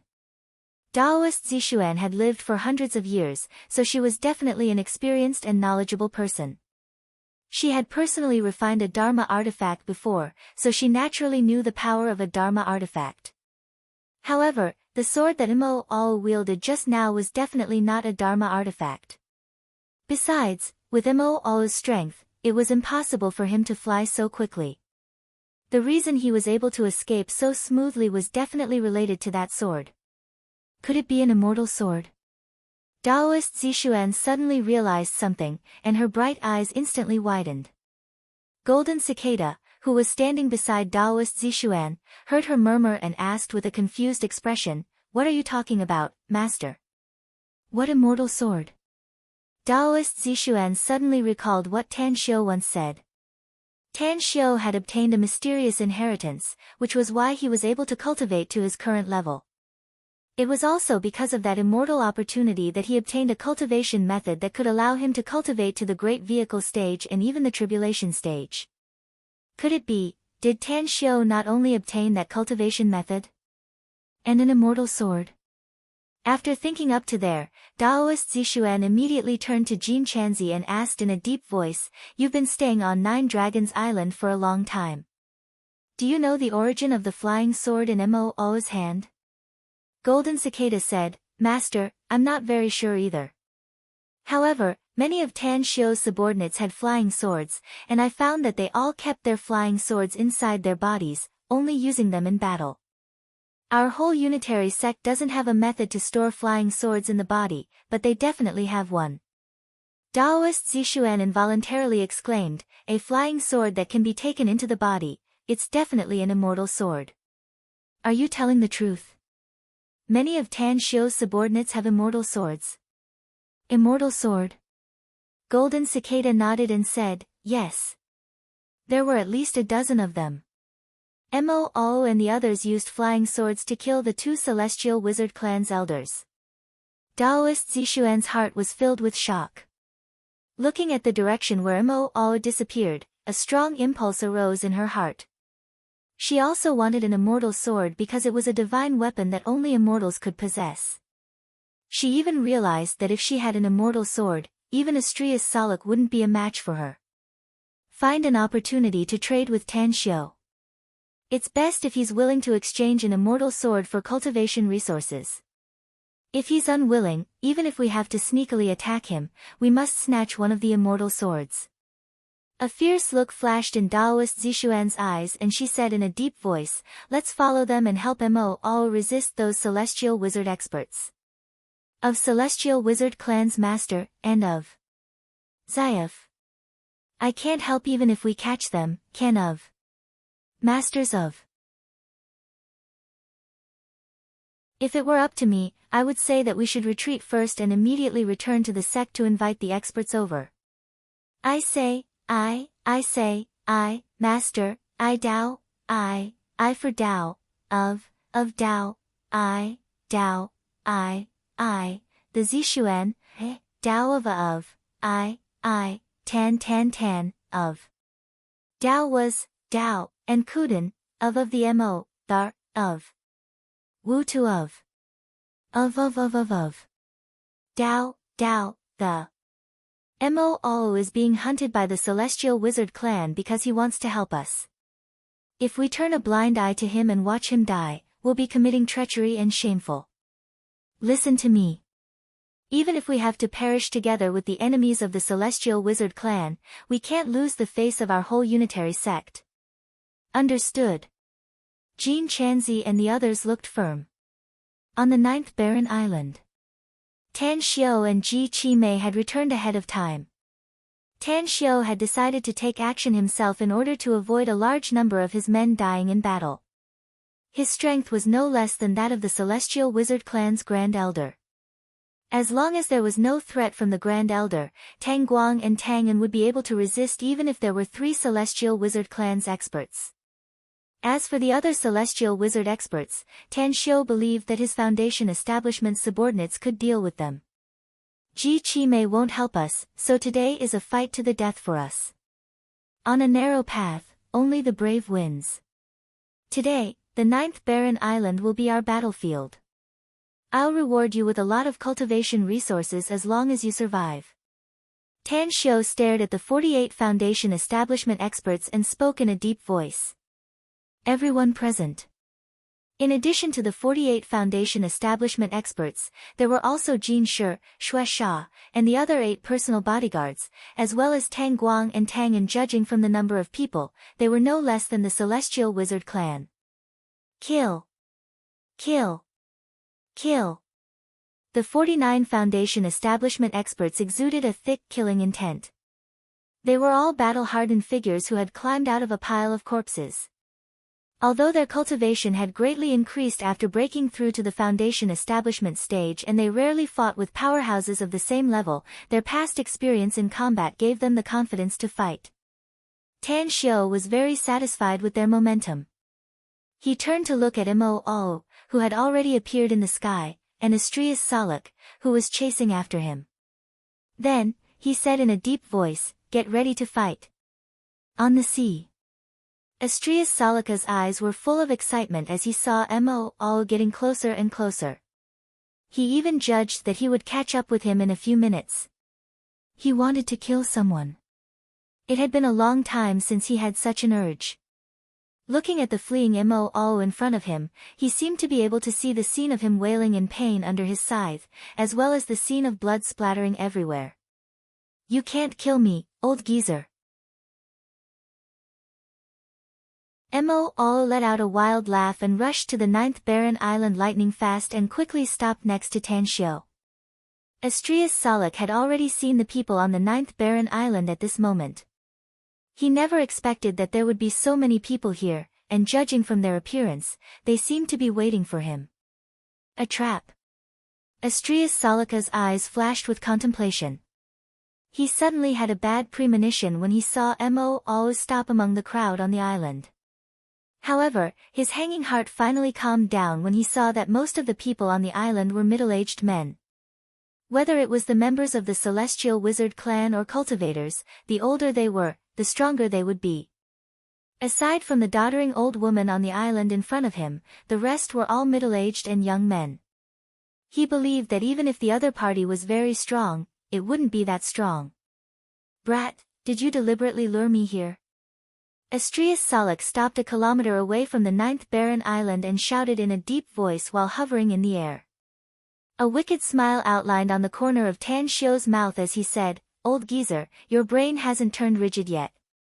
You can actually see that my men deliberately lured you here. No, it's not only you, but also the other experts of your Celestial Wizard clan. Look at this place. It's not bad, isn't it? This is the battlefield I chose, and it's the treasure land for me to train my troops." "Who are you?" asked Astrius Salak with a frown. "Only those who are qualified to know who I am can defeat me," said Tan Xiu with a smile. "Your Celestial Wizard clan may be strong, but I'll have to fight to know if you can make me pay attention to you. You're called Astrius Salak, right? The Celestial Wizard clan's Grand Elder?" "Humph." Astrius Salak coldly snorted and said, "Apart from the Patriarch, no one in my clan is my match. It's the same even in the outside world. There are only a handful of people who can defeat me in this world. You're really a frog in a well, aren't you?" Tan Xiu couldn't help laughing. "Ah, forget it. I don't want to waste my breath with you. I'll train my troops when a large number of experts from your clan arrive. I hope you can give me a pleasant surprise." What arrogance! Astrius Salak was very cautious. Despite despising the youngsters in front of him, he didn't act rashly. After a large number of experts from the Celestial Wizard clan arrived, he indifferently said, "Youngsters, you should be aware of our strength since you know who we are. I advise you to hand over the murderers of Wozniesk Salak and Wozniesk Salak, else you'll all be buried here today." Tan Xiu hooked his finger at him and shouted, "Bring it on if you have the ability. We can kill Wozniesk Salak and Wozniesk Salak, so we can kill you." Astrius Salak coldly snorted and said in a deep voice, "Salak, Salak, both of you go and test their strength. Remember, don't take them lightly." The two black-robed old men who previously helped Salak immediately dashed through the crowd. When they were less than 100 meters away from Tan Xiu and the others, they trod on the void with black mist shrouding them. Salak raised his staff and said in a deep voice, "Don't say that we're bullying you because you're young. I'll kill some of you and use your heads to make wine utensils." Tan Xiu slightly tilted his head and indifferently said, "Go and meet them. Remember, it doesn't matter if you can't kill them as long as you don't lose my face." "Understood." The white-robed Tang Guang trod on the void and raised his arm. The immortal sword seemed to have turned into a ribbon that constantly hovered around his fist. In the air, Tang An's enchanting body was like a fish swimming in the water. Ever since she obtained Gu Yen's legacy, she was able to use the space barrier to conceal her body, so that no one could see her figure even if she was in front of others. Tenebrous Domain. Salak and Salak released their tenebrous domains at the same time. The tenebrous domain they released was much larger than Salaka's, and the black mist was much thicker. The two skeletal monsters formed from the black fog merged into one in an instant. They were twin brothers and had been inseparable for 200 years. They would attack together when facing an enemy, and they would also attack together when facing countless enemies. Their joint attack technique could multiply the power they could unleash. Let's kill you first to honor our people. The duo waved their staffs and manipulated the tens of meters tall skeleton monster to fiercely bombard Tang Guang. The weapon used by the skeleton monster was not a bone whip, but a bone blade composed of countless skulls. Light Purification Art. Tang Guang let out a faint smile and cast a seal. A light dot floated up from his fingertip, and in the blink of an eye, the light dot increased by tens of thousands of times and diluted the black mist within a radius of tens of meters. At the same time, the immortal sword that was originally revolving around his arm suddenly shot toward the sky. In a thousandth of a second, it looked like a blooming lotus flower that bloomed hundreds of meters high in the sky. Lotus Sword.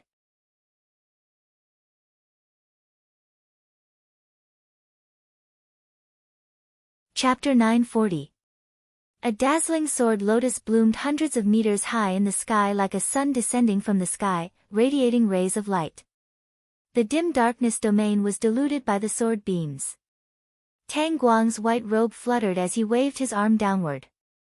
A long rainbow chain of sword beams fell from the sky and pierced the 10-meter-tall skeleton monster. It was this move. This was Tang Guang's strongest killing move. Just as the sword light and the bone knife clashed, a hazy figure silently appeared near the skeleton monster, as though riding on the sword light. As the turbulent space turbulence surged and spluttered, the figure appeared behind Sorav in the blink of an eye. Watch out! Astrius Salaka's expression drastically changed in the distance and he exclaimed. However, the hazy figure was too fast. In an instant, an immortal sword silently pierced the back of Sorav's neck. As the sword beam shone brightly, Sorav's neck was instantly split open, and even his head exploded in an instant. Boom! The skeleton monster exploded with a loud bang. Although it managed to block the sword beams shot by the sword lotus amidst the intense raging energy, it only lasted for a moment before the skeleton monster shattered and the sword beams shot towards Sorav. Darkness Barrier. Sorav spurted out a mouthful of grayish-black blood and narrowly avoided the vital parts of his body.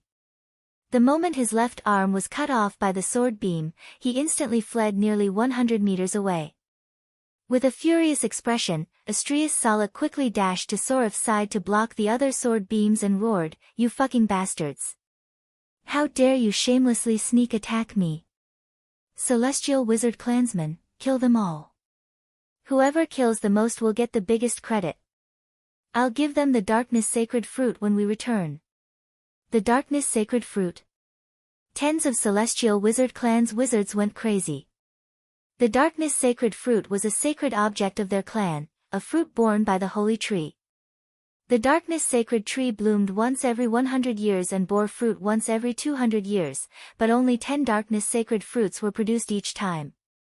It could be said that, the Darkness Sacred Fruit was definitely one of the top 3 treasures of the Celestial Wizard clan. Even a newborn child who took one could have a very powerful strength in a short time.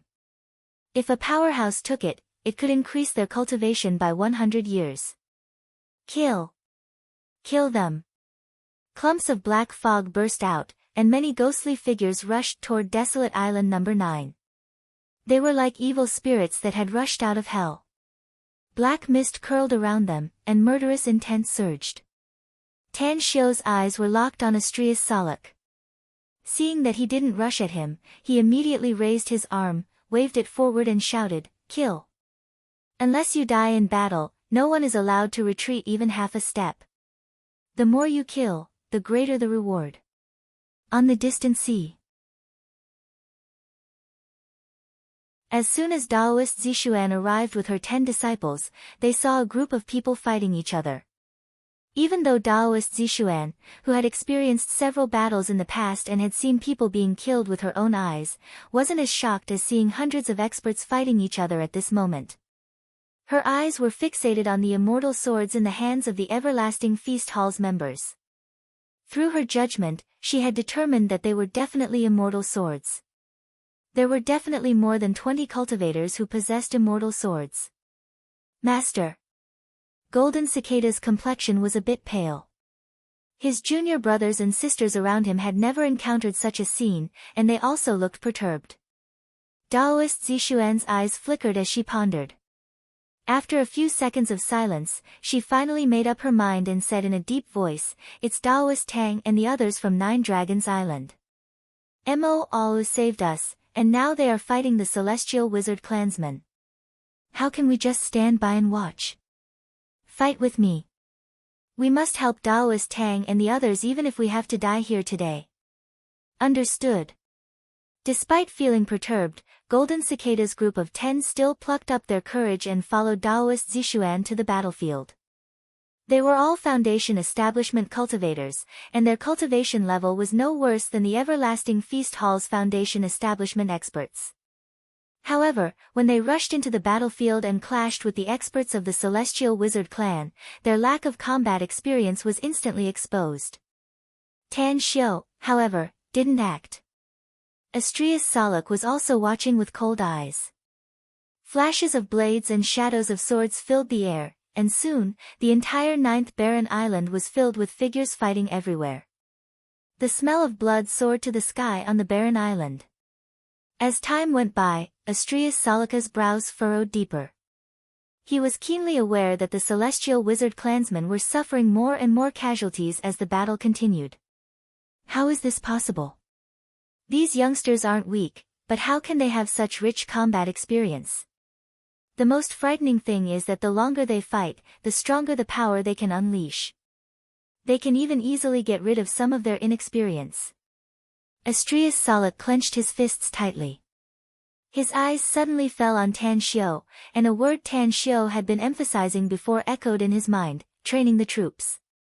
He used my Celestial Wizard clansmen to train his troops. Doesn't he know that it's very difficult to train an expert? Even if the situation is favorable to them and they can kill all the experts of my Celestial Wizard clan, they will still suffer huge losses if the battle goes on at this level. Could it be that so many experts are worthless in his eyes? At this moment, Astrius Salak regretted shedding all pretense of cordiality with the enemies in front of him in such a short time.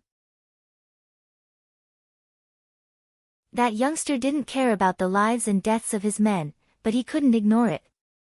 It must be noted that it was very difficult to train the experts of the Celestial Wizard clan. In just 10 minutes, more than a dozen of his clan's experts were killed and dozens of them were wounded. 4. Only 4 of the enemy died. Staring fixedly at Tan Xiu, Astrius Salak shouted in a deep voice, "Young man, my clan has thousands of people and more than 100 grand wizards. The number of experts who came here this time is less than 1/10. If you're really not afraid of our clan turning out in full force to retaliate, then just let them fight. Are you threatening me?" Tan Xiu sneered. "I'm afraid of everything, but I'm not afraid of being threatened. To tell you the truth, I only have a few experts under me, perhaps less than 1/10 of your Celestial Wizard clan. But so what?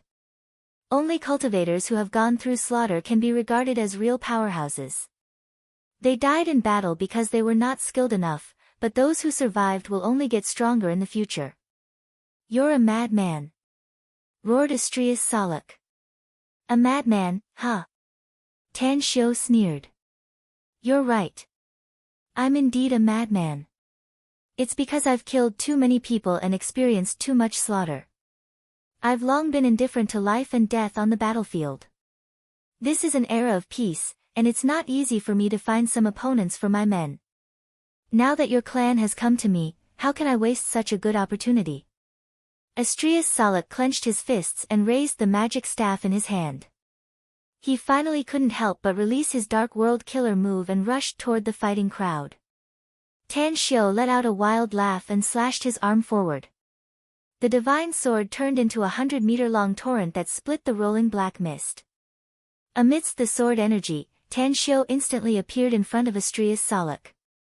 Lightning, fire, wind, rain. As he cast a series of hand seals, lightning struck down from the sky, flames appeared out of thin air and turned into a sea of fire in the blink of an eye, tornadoes formed and wreaked havoc, and strong corrosive raindrops fluttered along with the dark clouds. This is... Astrius Salaka's complexion drastically changed. He felt as if he had appeared in a magical world, and these magical energies posed a huge threat to him. Spells? Astrius Salak bit the tip of his tongue and waved his magic staff faster. As the black mist protected him, he instantly released the Grim Reaper scythe and fiercely bombarded Tan Xiu. Tan Xiu laughed and manipulated the divine sword to attack without hesitation. Kacha! The sound of an eggshell breaking was heard as a huge energy shockwave overturned many experts fighting in the surroundings. The shockwave even left a 100-meter-long and 7-meter-deep chasm on the deserted island. Astrius Salak spurted out a mouthful of blood and his complexion instantly turned pale. His body shivered as he looked at the broken Grim Reaper scythe. He was so distressed that he nearly shed tears. This was a magic tool. His father risked his life to obtain it and gave it to him. Then, he refined it for more than 300 years. With the Grim Reaper scythe in his possession, his strength skyrocketed. It could be said that this Grim Reaper scythe was the thing he cared about the most. Yet, the Grim Reaper scythe was smashed by the opponent's sword? How was this possible? Glaring at Tan Xiu with hatred, Astrius Salak angrily roared, "Celestial Wizard Clansman, the other party has set up a trap here in advance. We'll be at a disadvantage if we fight them here. Heed my order and evacuate immediately." In a flash, the experts of the Celestial Wizard clan lost their fighting spirit. Many of them had clearly seen the fight between Astrius Salak and Tan Xiu. Never did they expect that the Great Elder they admired would be defeated by a young man.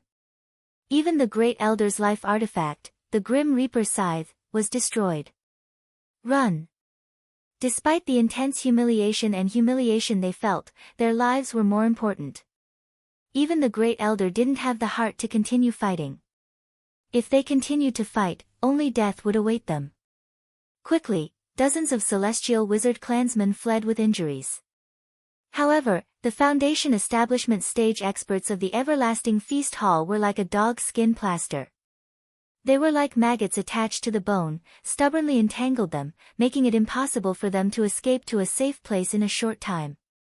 A smile crept up on the corner of Tan Xiu's mouth. He was very satisfied with his fierce men. After more than 10 minutes of fighting, nearly 20 Celestial Wizard clansmen died, while only 4 of the Everlasting Feast Hall's experts died. Everyone, heed my order. Hunt them down. Tan Xiu took the lead and chased after the Celestial Wizard clansman as fast as a meteor. The divine sword he unleashed was like a death talisman. Each of his attacks would severely injure some Celestial Wizard experts. Even if he couldn't kill them in a short time, it greatly delayed their escape.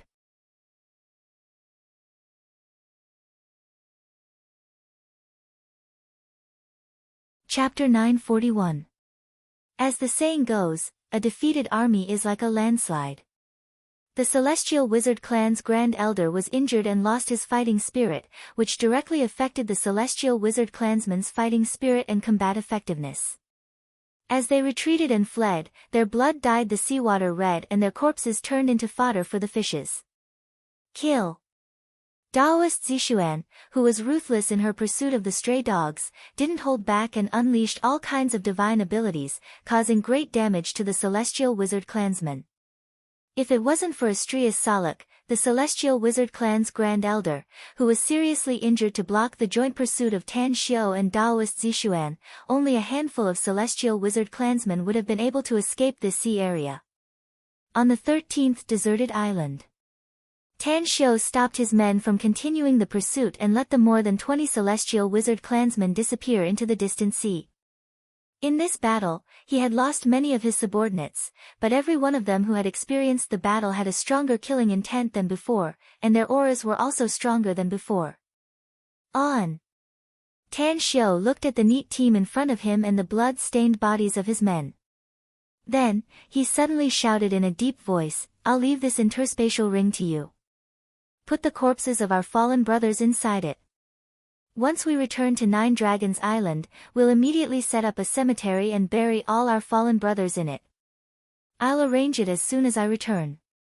Mo On took the ring and nodded repeatedly. Tan Xiu turned to look at Ji Qimei and asked, "Have you collected the things I asked you to?" "I've collected them all, Venerable Lord," replied Ji Qimei respectfully. "Also, I've collected the souls of the two whole unitary sect disciples who died in the battle." "How are you going to deal with them?" Tan Xiu glanced at Daoist Zixuan, who was sitting cross-legged on the reef and silently recuperating. Then, he indifferently said, "Return them to them. We're comrades who have gone through trials and tribulations together, after all."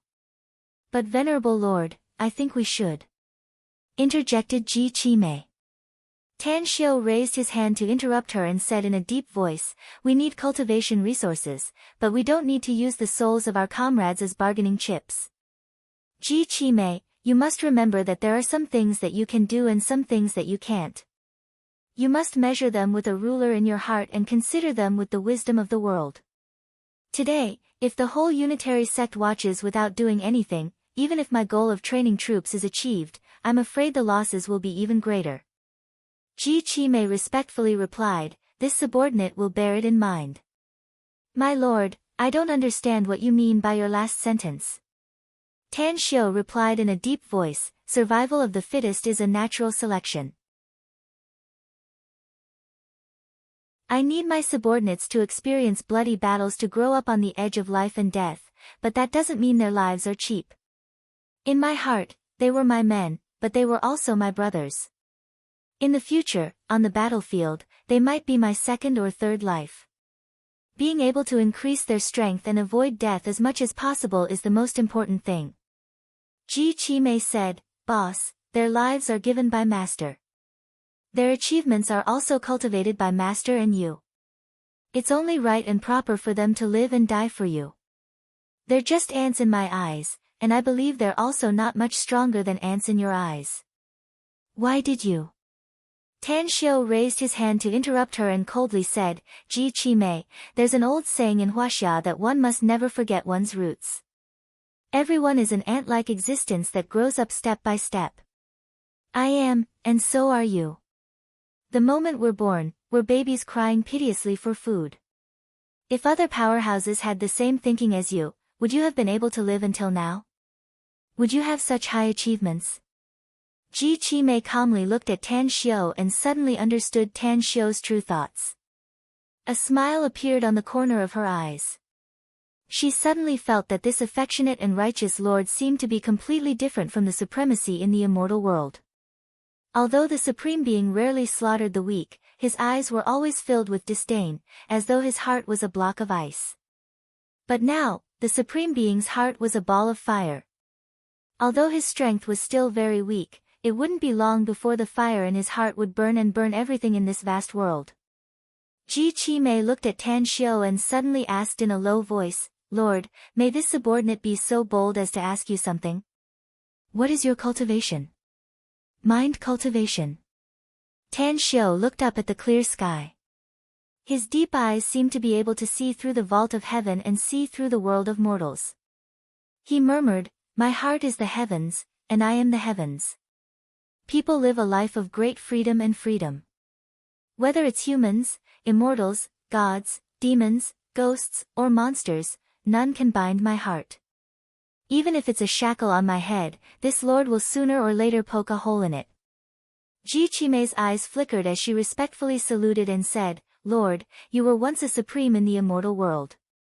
You'll definitely reach the summit of the immortal world in the future." "The summit of the immortal world? The position of supreme?" Tan Xiu quickly converged his mind and gradually immersed himself in the universe inside his dantian. Ever since he made a breakthrough in his cultivation, he could faintly sense the existence of a life force. Therefore, he inferred that once he made another breakthrough in his strength, he would be able to completely sense its existence and could even make it undergo a great change. Heavenly Path Universe Tree. If he could have a Heavenly Path Universe tree grow strong in his inner world and grow to the level of that divine tree, it would be easy for him to enter the God realm. At that time, he would no longer have to conquer the immortal, demon, and demon spirit realms, but the higher God realm. After a long time, Tan Xiu looked at the neatly arranged team and said in a deep voice, Ji Qi Mei, give each member who participated in the battle a holy healing pill. Additionally, give them medicinal pills according to their military merits. Tell them that apart from Tang Guang, Tang'an, and Gu Xiaoxue, whoever breaks through to the Golden Core stage first will become the commander of the Everlasting Feast Hall's core disciples. Understood. Ji Qi Mei replied and flashed to the front of the team. Tan Xiu then walked toward Daoist Zixuan. Upon seeing her open her eyes and stop recuperating, Tan Xiu handed over the pendant Ji Qi Mei had just given him and indifferently said, here's a gift for you. Daoist Zixuan's eyes were a bit red. After receiving the jade pendant, she glanced at the other 8 disciples around her and said bitterly, thank you, Daoist Tang. Don't you want to know what this gift is? Asked Tan Xiu indifferently. Daoist Zixuan stared blankly and immediately asked, what is this? There's a method to collect souls in the inheritance I got, said Tan Xiu. I'll give the souls of Jin Yunzi and Jin Yanzi to you for the sake of your whole unitary sect's disciples fighting side by side with my people. In the future, if someone from your whole unitary sect breaks through to the crossing tribulation stage and goes through the 3 and 9 lightning tribulation, you can reconstruct their bodies and wake them up. What? Daoist Zixuan's eyes were filled with disbelief. She quickly raised her hand and stared at the jade pendant in her palm. Her breathing turned rapid. You mean, this jade pendant contains the souls of Jin Yunzi and Jin Yanzi? Their 3 souls and 7 spirits are all there. And there's hope for them to be resurrected in the future. That's right, said Tan Xiu. But if your whole unitary sect wants to get the method to resurrect them, you'll need to exchange it with something. I can give you their souls, but you'll have to fight for the method yourself. Daoist Tang, what do you need? Asked Daoist Zixuan with an ecstatic expression. Don't you know what I need? Asked Tan Xiu with a faint smile. Daoist Zixuan stared blankly for a moment. Then, a look of understanding appeared on her face and she said with all seriousness, I understand. You can rest assured that I'll do my best to meet your needs no matter the price. I only hope that I can resurrect my 2 disciples in the future. Tan Xiu nodded and said, the battle between us and the Celestial Wizard clan has come to an end for the time being. They suffered heavy losses this time, so I'm afraid they won't easily attack us again. You need to return to your sect, so don't delay any longer. I'll be staying in 9 Dragons Island for the next 2 months, waiting for your arrival. We'll bring more cultivation resources in the shortest time possible, said Daoist Zixuan. However, I have another request that I hope Daoist Tang can agree to. Speak, said Tan Xiu calmly. With a bit of expectation, Daoist Zixuan said, if my guess is correct, the swords you and your men absorbed into your bodies should be immortal swords of a higher level than magic tools. If my whole unitary sect can come up with more cultivation resources, can you give us some immortal swords in exchange? Tan Xiu squinted his eyes and lightly said, you really have a big appetite, Daoist Zixuan. I'm sure you're very clear about what kind of weapon an immortal sword is. How many cultivation resources do you think I need to exchange for an immortal sword? This, Daoist Zixuan was speechless. She naturally knew what kind of weapon the immortal world was. Such an immortal world was definitely the most precious treasure that all cultivators on Earth yearned for. Even a mountain of gold and silver couldn't buy it. Her whole unitary sect did have a lot of cultivation resources, but it was probably far from enough to exchange for an immortal sword. Forget it. I won't make things difficult for you, said Tan Xiu with a faint smile. I'll make a list of cultivation resources later. If your whole unitary sect can gather the amount I need, I can give you 2 immortal swords in exchange. Alright. Our sect will definitely get the cultivation resources on Earth and will trade with you, said Daoist Zixuan firmly. Half a day later, Tan Xiu led the surviving core members of the Everlasting Feast Hall back to Nine Dragons Island.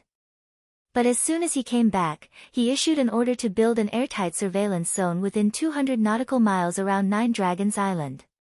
Anyone who appeared within 200 nautical miles must be detected immediately. After giving the order, he then returned to the palace and continued to immerse himself in cultivation. 3,000 of the most outstanding children would soon be sent here. He needed to seize the time to restore his strength to its peak and then arrange an array within an array to create an excellent training ground.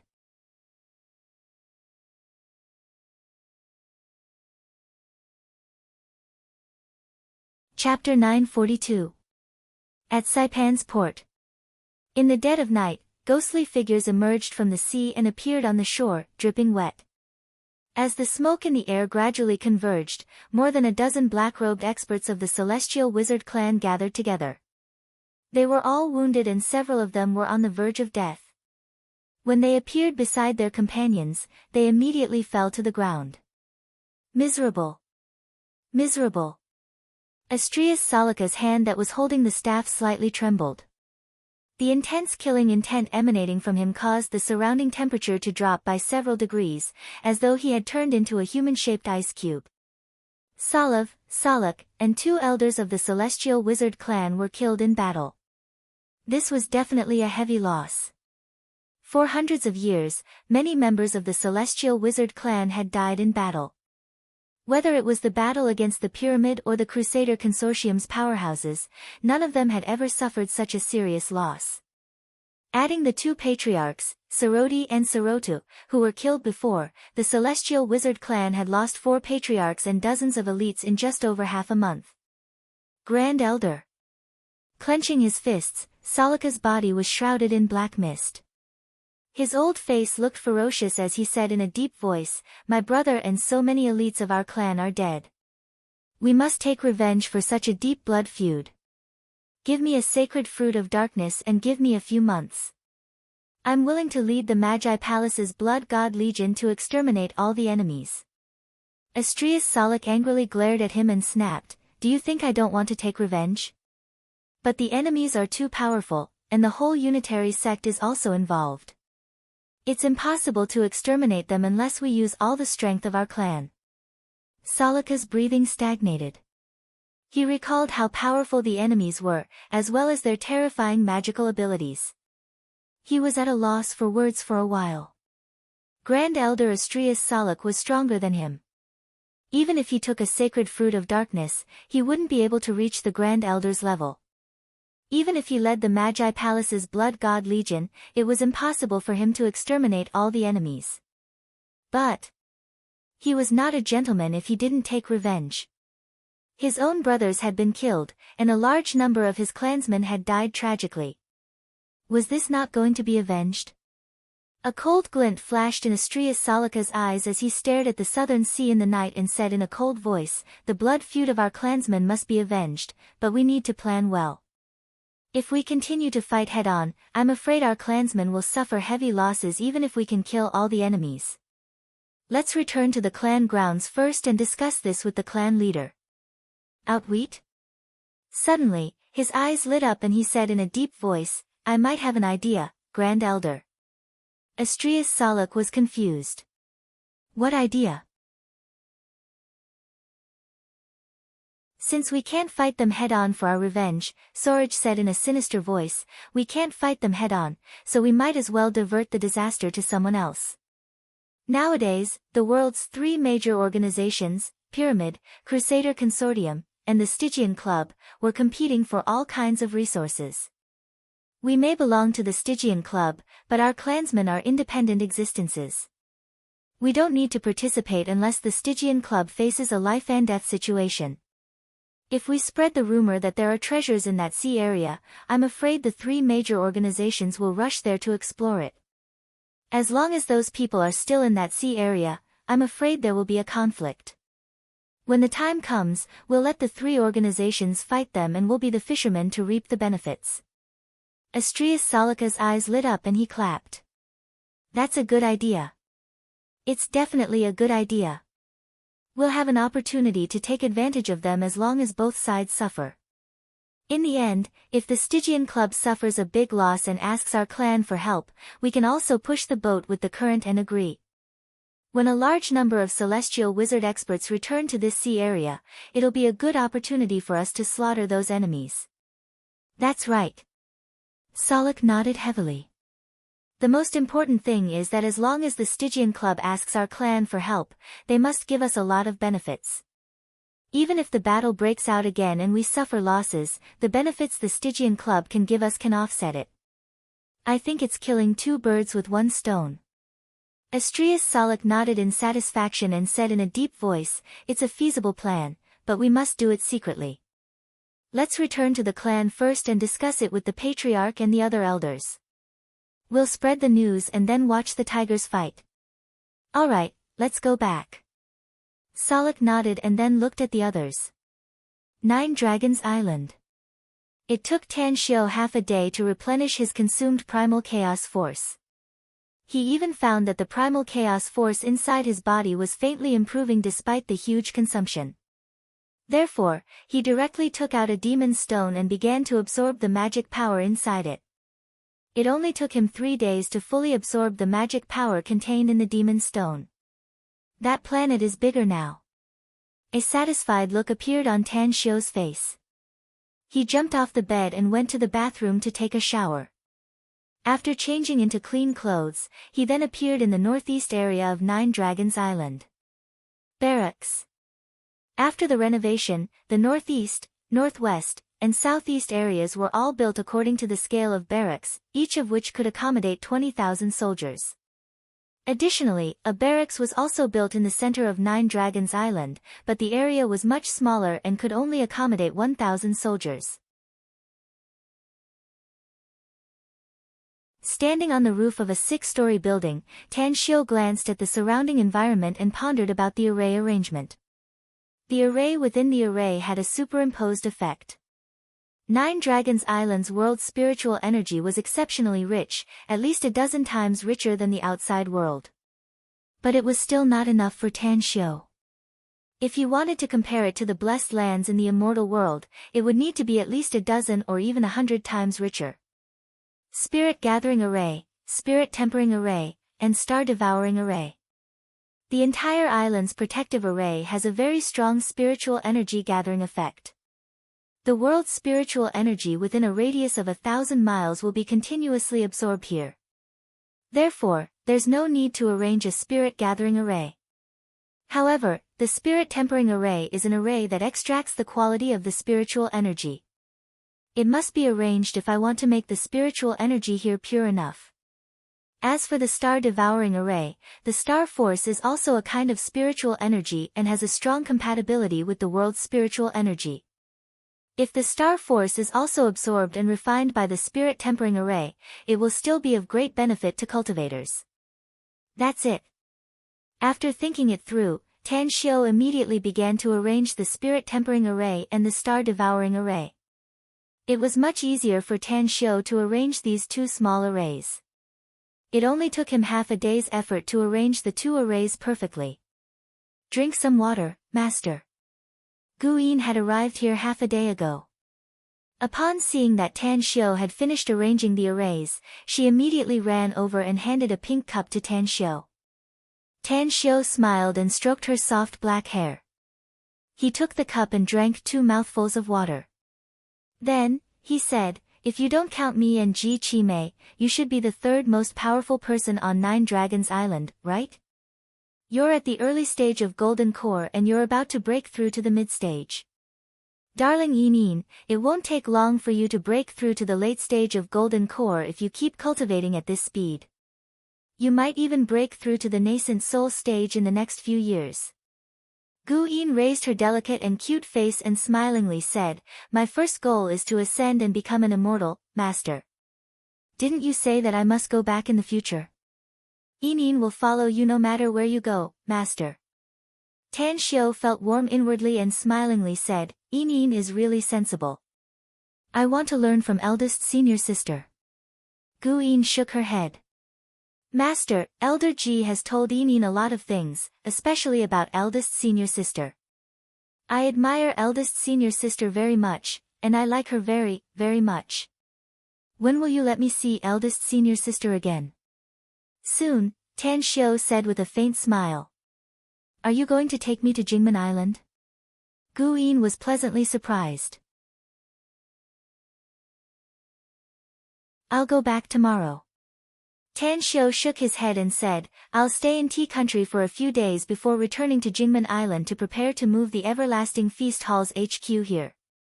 When the time comes, your eldest senior sister will stay on Nine Dragons Island and you can see her whenever you want. Gu Yin's eyes lit up as she said, That's great. If that's the case, I can ask eldest senior sister about cultivation. I heard from Elder Ji that eldest senior sister is very powerful and is an immortal. Tan Xiu was stunned, then nodded with a bitter smile. He discovered. As a master, he was very weak, but his eldest disciple was very powerful.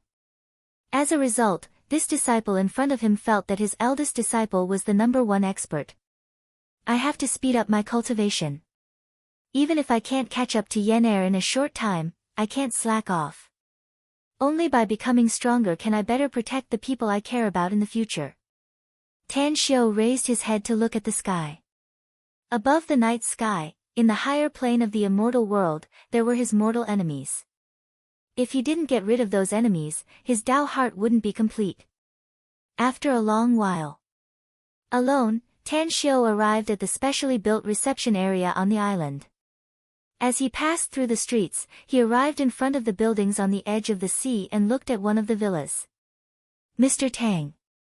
Xingluan's closest person, the delicate woman, was the first to notice Tan Xiu and quickly came over to greet him. Is Xingluan here? Asked Tan Xiu with a nod. Mr. Tang, our young master has been waiting for you here since we can't walk around the island at will, said the delicate woman. Tan Xiu nodded and entered the villa's courtyard. He saw Xingluan sitting cross-legged among the flowers in the courtyard, surrounded by a faint black mist and holding 2 demon stones in his hands. Xingluan! Cried Tan Xiu. Xingluan opened his eyes. When he saw that it was Tan Xiu, he immediately put away the 2 demon stones and strode toward Tan Xiu, asking, Are you done with your business, Mr. Tang? It's almost done. Tan Xiu nodded. Get ready. We'll leave Nine Dragons Island tomorrow and go to Tea Country to solve your big brother's problem.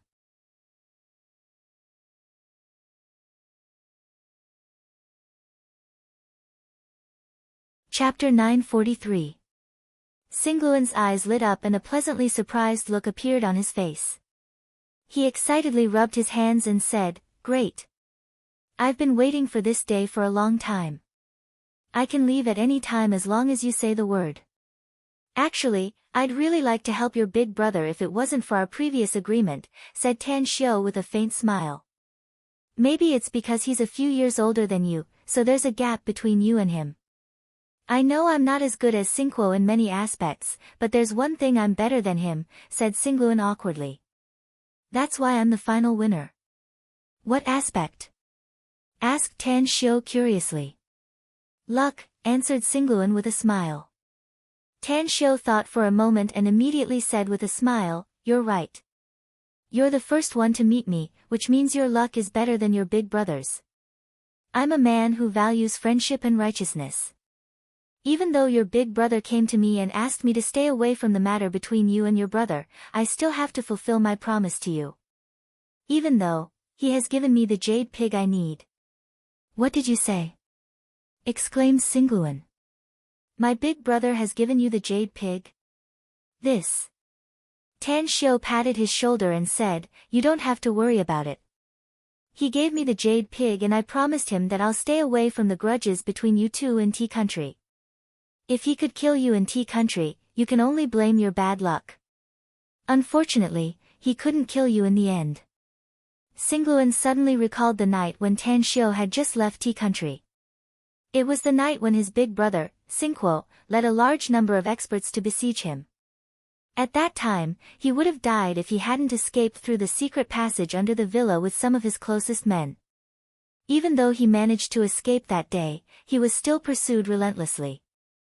On the third night, if it weren't for the two mysterious men who suddenly appeared and killed a large number of Sinquo's men, he would have been dead by now.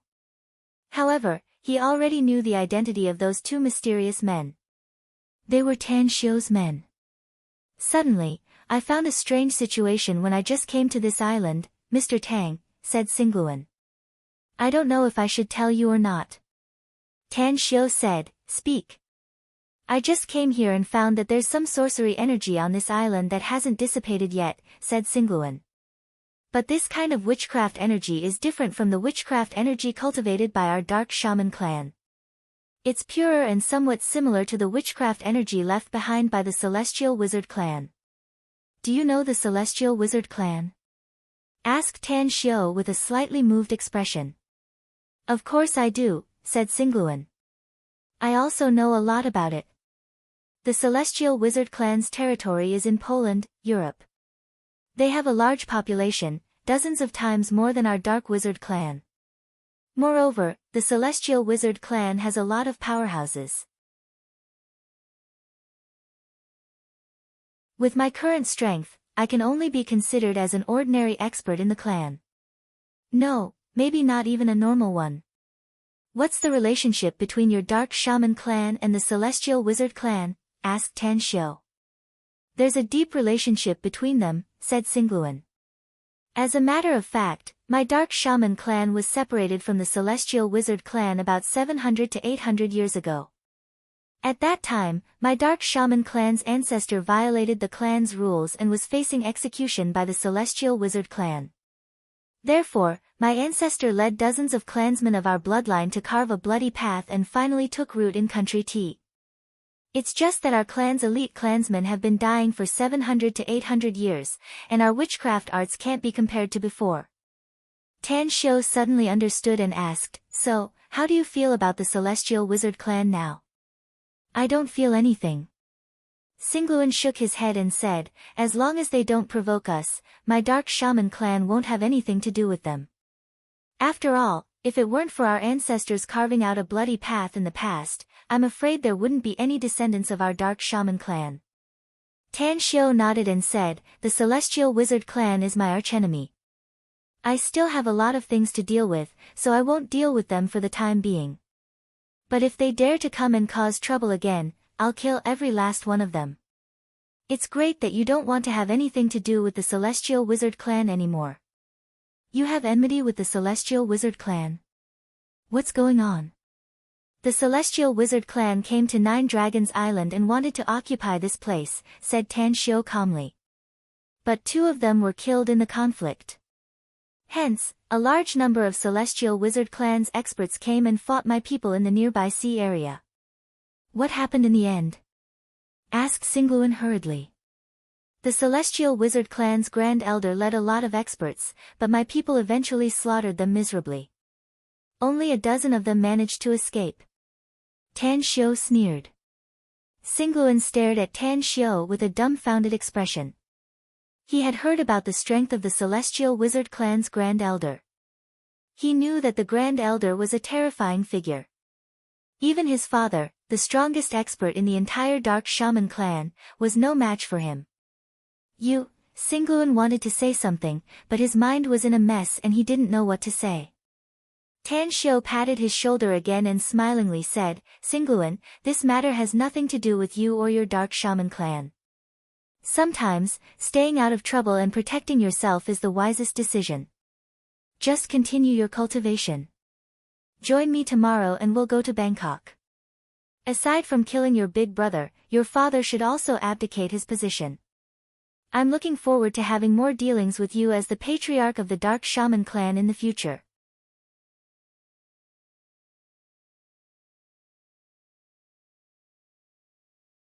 The 2 men in front of him were too overbearing. It was because he didn't help them collect enough raw jade materials, and because he gave some to Tan Xiu. As a result, These two men came to him with murderous intent and wanted to denounce him. I can't do anything about it. The price of raw jade materials on the market has almost doubled compared to before. Even so, a large number of jewelers are still desperately buying raw jade materials. Currently, some small businessmen in the jade business were facing a crisis of insufficient supply due to the shortage of jade raw materials. Both of you, I need time. Give me at least half a month. Even if I have to rob at that time, I will give you enough raw jade materials. Li Juren wiped the sweat from his forehead and said with a wry smile. The two middle-aged men exchanged glances and the aura they released weakened a bit. One of them coldly snorted and said, "We can't delay it for another half a month. We can't afford to waste our time. 7 days. I'll give you 7 days. If you can gather all the raw jade materials we need within 7 days, we'll naturally fulfill our promise to you. But don't blame us for being ruthless if you can't do it in 7 days. We'll make you taste regret." Li Juren gulped and helplessly said, "I can only say that I'll try my best. It's useless even if you kill me if I really can't do it in the end." "Humph," the middle-aged man snorted coldly. He got up and said, "We'll come again 7 days later. I hope you'll give us a good result then." Li Juren wanted to stand up and see them off, but his legs were slightly trembling. He sat on the sofa and waved his hand, saying, "Take care."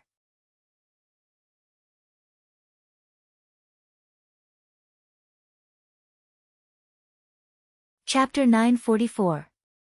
It was a scorching summer, yet the world was as hot as a furnace, as though it was about to steam people alive. The bustling port was bustling with people, and all kinds of ships were either docking or sailing away. Boss Tom Reggie, who had been notified in advance, had been waiting for a long time with several of his trusted subordinates. Ever since he followed Tan Xiu to Nine Dragons Island a few days ago and witnessed the strength of Tan Xiu and the everlasting feast hall's experts, he had made up his mind to follow Tan Xiu to the death, so as to obtain a cultivation technique that could make him stronger. He came back a few days ago because he got a very important piece of news. Tan Xiu walked to the front of Tom Reggie and glanced around, asking indifferently, "How's the task I assigned you?" "We've confirmed the identity of the other party, but we've been biding our time to avoid alerting them," said Tom Reggie. Mr. Song told me to wait for you to return to Saipan before making a decision." Tang Xiu narrowed his eyes and sneered, "Since the other party still hasn't given up on spying on me, then we'll pull out this nail. However, acting during the day will cause a commotion, so we'll act tonight to avoid trouble." "That's right, you should know where Uncle Song lives, right? Tell me the address, I need to visit him." After telling Tan Xiu the address, Tom Reggie hesitated and said, "But Mr. Song has people from the Dark Wind at his place, boss. You'll appear in the Dark Wind's line of sight again if you rashly visit him. Why don't I send someone to inform Mr. Song to meet you somewhere else? The Dark Wind is the world's largest intelligence agency." Tan Xiu sneered. "Rumor has it that they have a huge number of intelligence agents and are all pervasive. Who can guarantee that the news of my return to Saipan hasn't reached their branch the moment I set foot on this shore? There's no need to hide since I'm already here. Visiting Uncle Song openly is more likely to dispel their suspicions." Tom Reggie pondered for a moment before he nodded and said, "You're right. Hiding will only arouse suspicion. But if the Dark Wind knows you're here, I'm afraid they'll guess about me and Mr. Song. Do you think the Dark Wind's intel personnel will take the initiative to tell them about your private meeting with Song Guanghui if your original backer didn't take the initiative to contact them?" asked Tan Xiu indifferently. "I know something about the Dark Wind organization, more or less." Tom Reggie shook his head and said, "They won't send intel unless they take the initiative to buy it. However, there is also a possibility that it will expose what I am worried about." Tan Xiu asked, "What is the possibility?" "My original backer is a member of the Dark Wind," said Tom Reggie. Tan Xiu's expression shifted, but he immediately shook his head and said, "He won't easily rely on any civilian force since he's able to become a ruling official.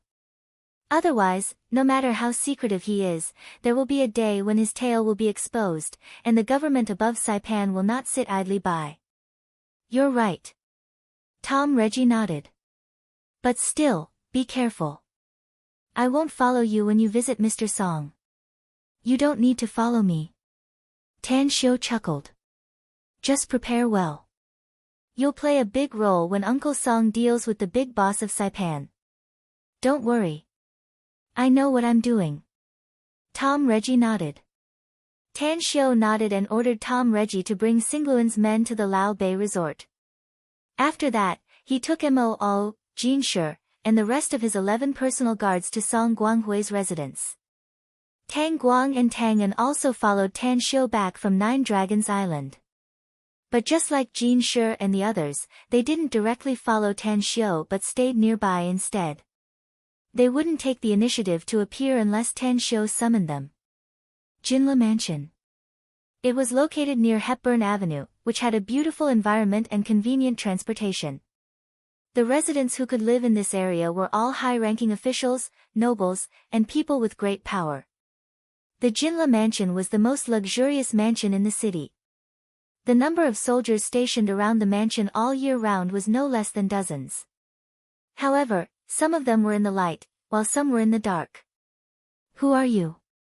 This is a private official residence. Irrelevant people must leave at once. A big man in military uniform immediately shouted after Tan Xiu and Mo appeared at the entrance of the Jinla Mansion. At the same time, 4 other soldiers armed with guns also looked over. Is this General Sun Hui's mansion? Tan Xiu calmly said. I've met General Sun Hui once and we can be considered as close friends. Please inform him that Tang Xiu has come to visit. That's right. The soldier observed Tan Xiu a few times. Then, he raised his gun and coldly snorted. You think you're qualified to visit the general's mansion? If everyone is like you, visiting the general's home after seeing him, won't his mansion become a downtown area? Leave at once, else don't blame us for taking you down and denouncing you. Tan Xiu furrowed his brows. He took out his mobile and said, since you refuse to accommodate me, then I'll call General Sun Hui directly. Is that all right? A disdainful look flashed in the soldier's eyes, but he didn't force Tan Xiu to leave. Instead, he observed Tan Xiu to guard against Tan Xiu's sudden attack. Tan Xiu dialed Song Guanghui's private number. After a few rings, the call was picked up and Song Guanghui's hearty laughter came out of the phone. You're back, Tan Xiu. Yeah. I just returned to Saipan, so I came to your mansion to visit you, said Tan Xiu with a smile. But I was stopped by the soldiers at the gate of your mansion.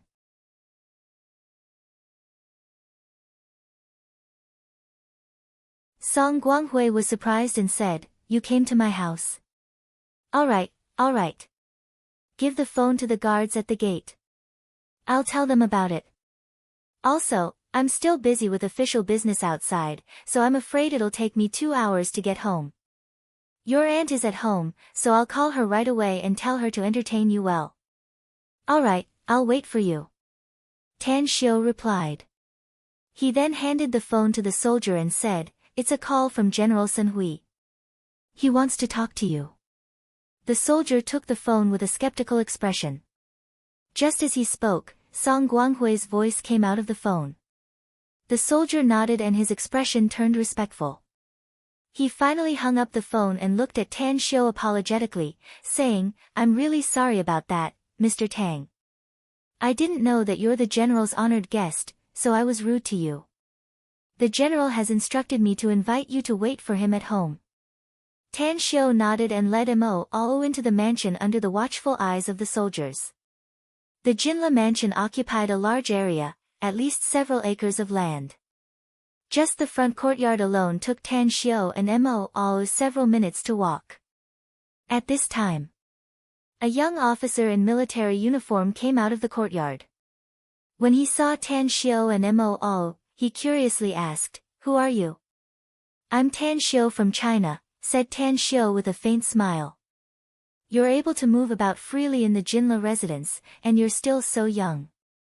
In addition, You look somewhat similar to Uncle Song, so I thought you should be Uncle Song's son, right? I just didn't know you were Song Xiang. Or Song Yang. The young officer said in surprise, you are the Tan Xiu that my father mentioned? I am Song Xiang. Tan Xiu stretched out his hand and said with a smile, look at your heroic posture and imposing appearance. Using a Chinese saying, like father, like son. You should be half a year older than me, so I'll call you Brother Xiang. Nice to meet you. Song Xiang quickly turned his head and looked around. After finding that there was no one else around, he shook hands with Tan Xiu and said with a somewhat amiable look in his eyes, Brother Tan Xiu, my father has told me about you and Uncle Tang countless times. I'm very glad that you can visit our home. Please, let's talk inside. Tan Xiu nodded with a smile. He took out a small gift box from his pocket and handed it to Song Xiang, saying, Brother Xiang, this is the first time we've met. This is my gift to you. I hope you like it. Song Xiang's smile immediately turned brighter. After receiving it, he said with a smile, you're too polite, Brother Tan Xiu. Can I open it and have a look? Take a look. Tan Xiu nodded. Song Xiang swiftly opened the small gift box. When he saw the exquisitely carved jade token inside, he immediately said with a smile, it's a very precious gift. Brother Tan Xiu must have spent a lot of money on it. My father said that he and Uncle Tang are sworn brothers, and we're also brothers. Since we're on the same side, let's not regard each other as outsiders in the future. I know what I'm doing, Tan Xiu said with a smile. Before the three of them entered the courtyard, a woman came out from the gate. Her complexion was a bit pale with a sickly beauty. After seeing Tan Xiu, her eyes suddenly lit up and she said with a soft smile, your big brother Tang's son, Tan Xiu? I'm Guanghui's wife. You can call me Auntie. Hello, Auntie, I'm Tan Xiu, replied Tan Xiu hurriedly. Wen Jing nodded with satisfaction and happily said, we haven't seen Big Brother Tang for so many years. We originally thought that he had encountered a mishap. I didn't expect that he's still alive and has such a big son. Like father, like son. Your father was a great hero in the past, and your son is no worse than him. I'm very happy for Big Brother Tang. My father once mentioned you to me, Auntie, said Tan Xiu. He said that Uncle Song and the others met you when they were carrying out a mission abroad. He even told me that my father and Uncle Song were seriously injured at that time. If it wasn't for you taking good care of them, I'm afraid they wouldn't have survived. Wen Jing grabbed Tan Xiu's hand and affectionately said, it's all in the past, so there's no need to mention it. That's right, your Uncle Song is still working outside and won't be back until the evening party. Let's go inside and have a seat first. Auntie will cook something delicious for you today. All right. Thank you, Auntie. Tan Xiu turned around and took the prepared gift box from Moo. He handed it to Wen Jing and said, this is the gift I brought for you, Auntie. I hope you like it.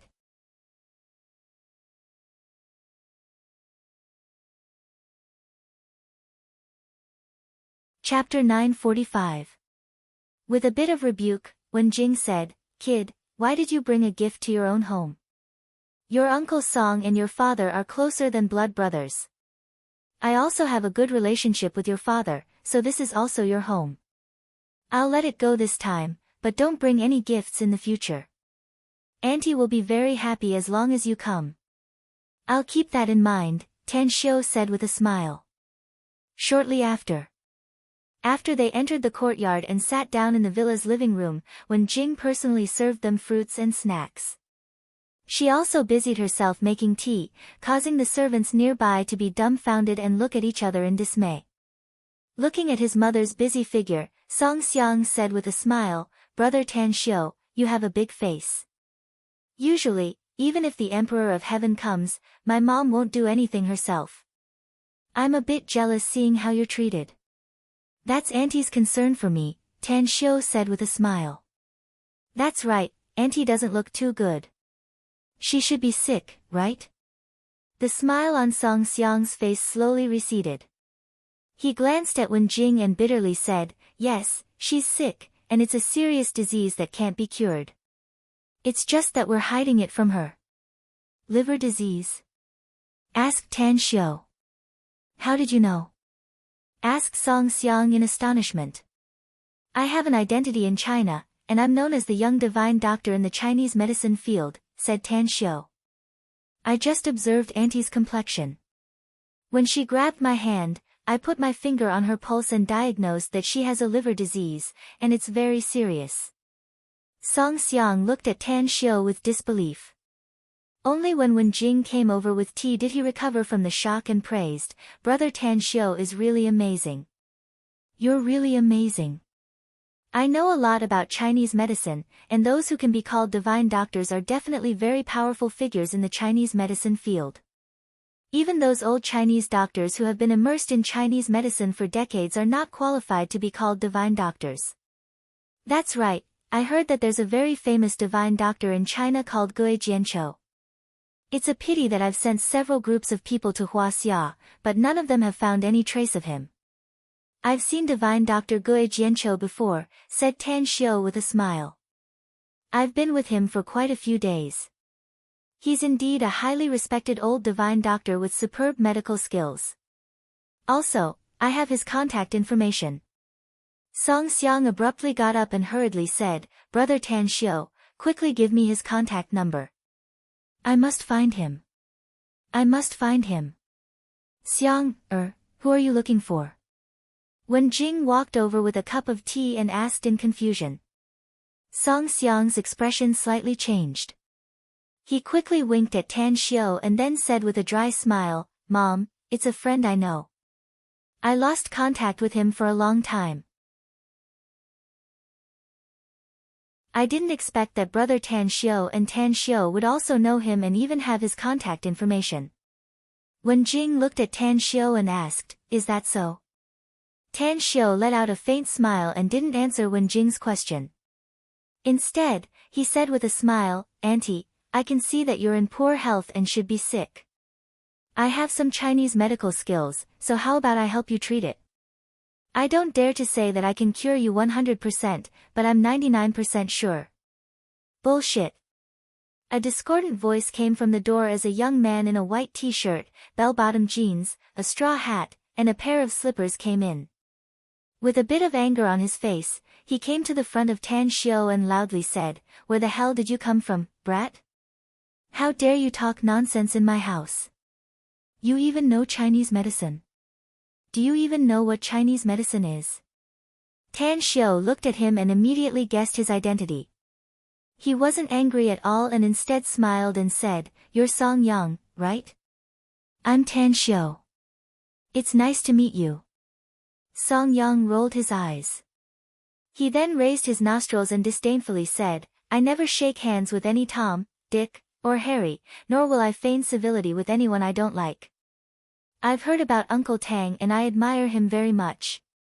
But you, don't flatter yourself and hope that I'll look up to you. Shut up. Shut up." Wen Jing and Song Xiang shouted at the same time. Tan Xiu smiled and waved his hand. He then looked at the disdainful Song Yang and smilingly said, "You seem to be hostile to me, no? Can you tell me why? Who do you think you are? Why should I tell you?" Song Yang sneered. "Humph. I thought Uncle Tang was a hero and your son must be a good one. But I didn't expect that you're just a guy who talks nonsense and doesn't know the immensity of heaven and earth." "Talking nonsense? Doesn't know the immensity of heaven and earth?" Tan Xiu instantly understood why Song Yang was hostile to him. It was likely that he had just taken the initiative to treat his aunt, Wen Jing, which made Song Yang dissatisfied. It was no wonder that he had just learned from Song Xiang that they had been hiding his mother's illness from him. It was only natural that he would be angry when he suddenly brought up this topic. After figuring it out, Tan Xiu no longer paid attention to Song Yang. He looked at Wen Jing and said, "Auntie, you may not know what disease you have, but your body often hurts, right?" Wen Jing looked at her two sons and was silent for more than 10 seconds. Then, she bitterly shook her head and sighed, "Actually, I know about my illness. They thought that they could hide it from me, but I've long known that I have liver cancer and it's already in the middle or late stage. What are you talking about, Mom? Song Xiang hurriedly asked. How did you get liver cancer? It's nothing like that. Song Yang fiercely glared at Tan Xiao and then said, Don't let your imagination run wild, Mom. What cancer? You're just suffering from a minor illness now, but you'll definitely live to a ripe old age in the future. As for that guy surnamed Tang, I don't think he's a good person. Don't listen to his nonsense. I guarantee that everything he said before was just to fool you. When Jing's face turned cold and she reprimanded him, What's wrong with you, Song Yang? What did Tan Xiao do to offend you? Why do you always pick on him? I don't care if he can cure my illness or not. At least he's filial piety. Mom, what the hell does he know about Chinese medicine? Song Yang was unconvinced. Those who know Chinese medicine are all old Chinese doctors with real talents. It's ridiculous that he wants to make up the numbers at such a young age. Anyway, I think he can deceive others, but he can't deceive me. Tan Xiao looked at Song Yang and said, I can understand your feelings, but don't be too extreme in your thinking. As for whether I'm a Chinese medicine practitioner or not, let me give it a try and you'll know, won't you?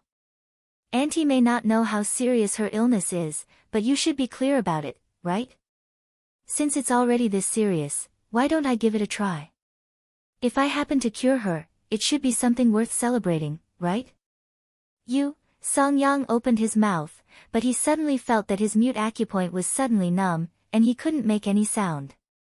Then, his body trembled a few times, and he felt that several other parts of his body were also numb. Then, his whole body was out of his control. Damn it, what the hell is going on? Why can't I speak? Why can't I move? What's going on? What happened to my numb body just now? Did someone hit my acupoint? Song Yang's eyes rolled around. Although his eyes were full of eagerness, he still tried to regain his freedom.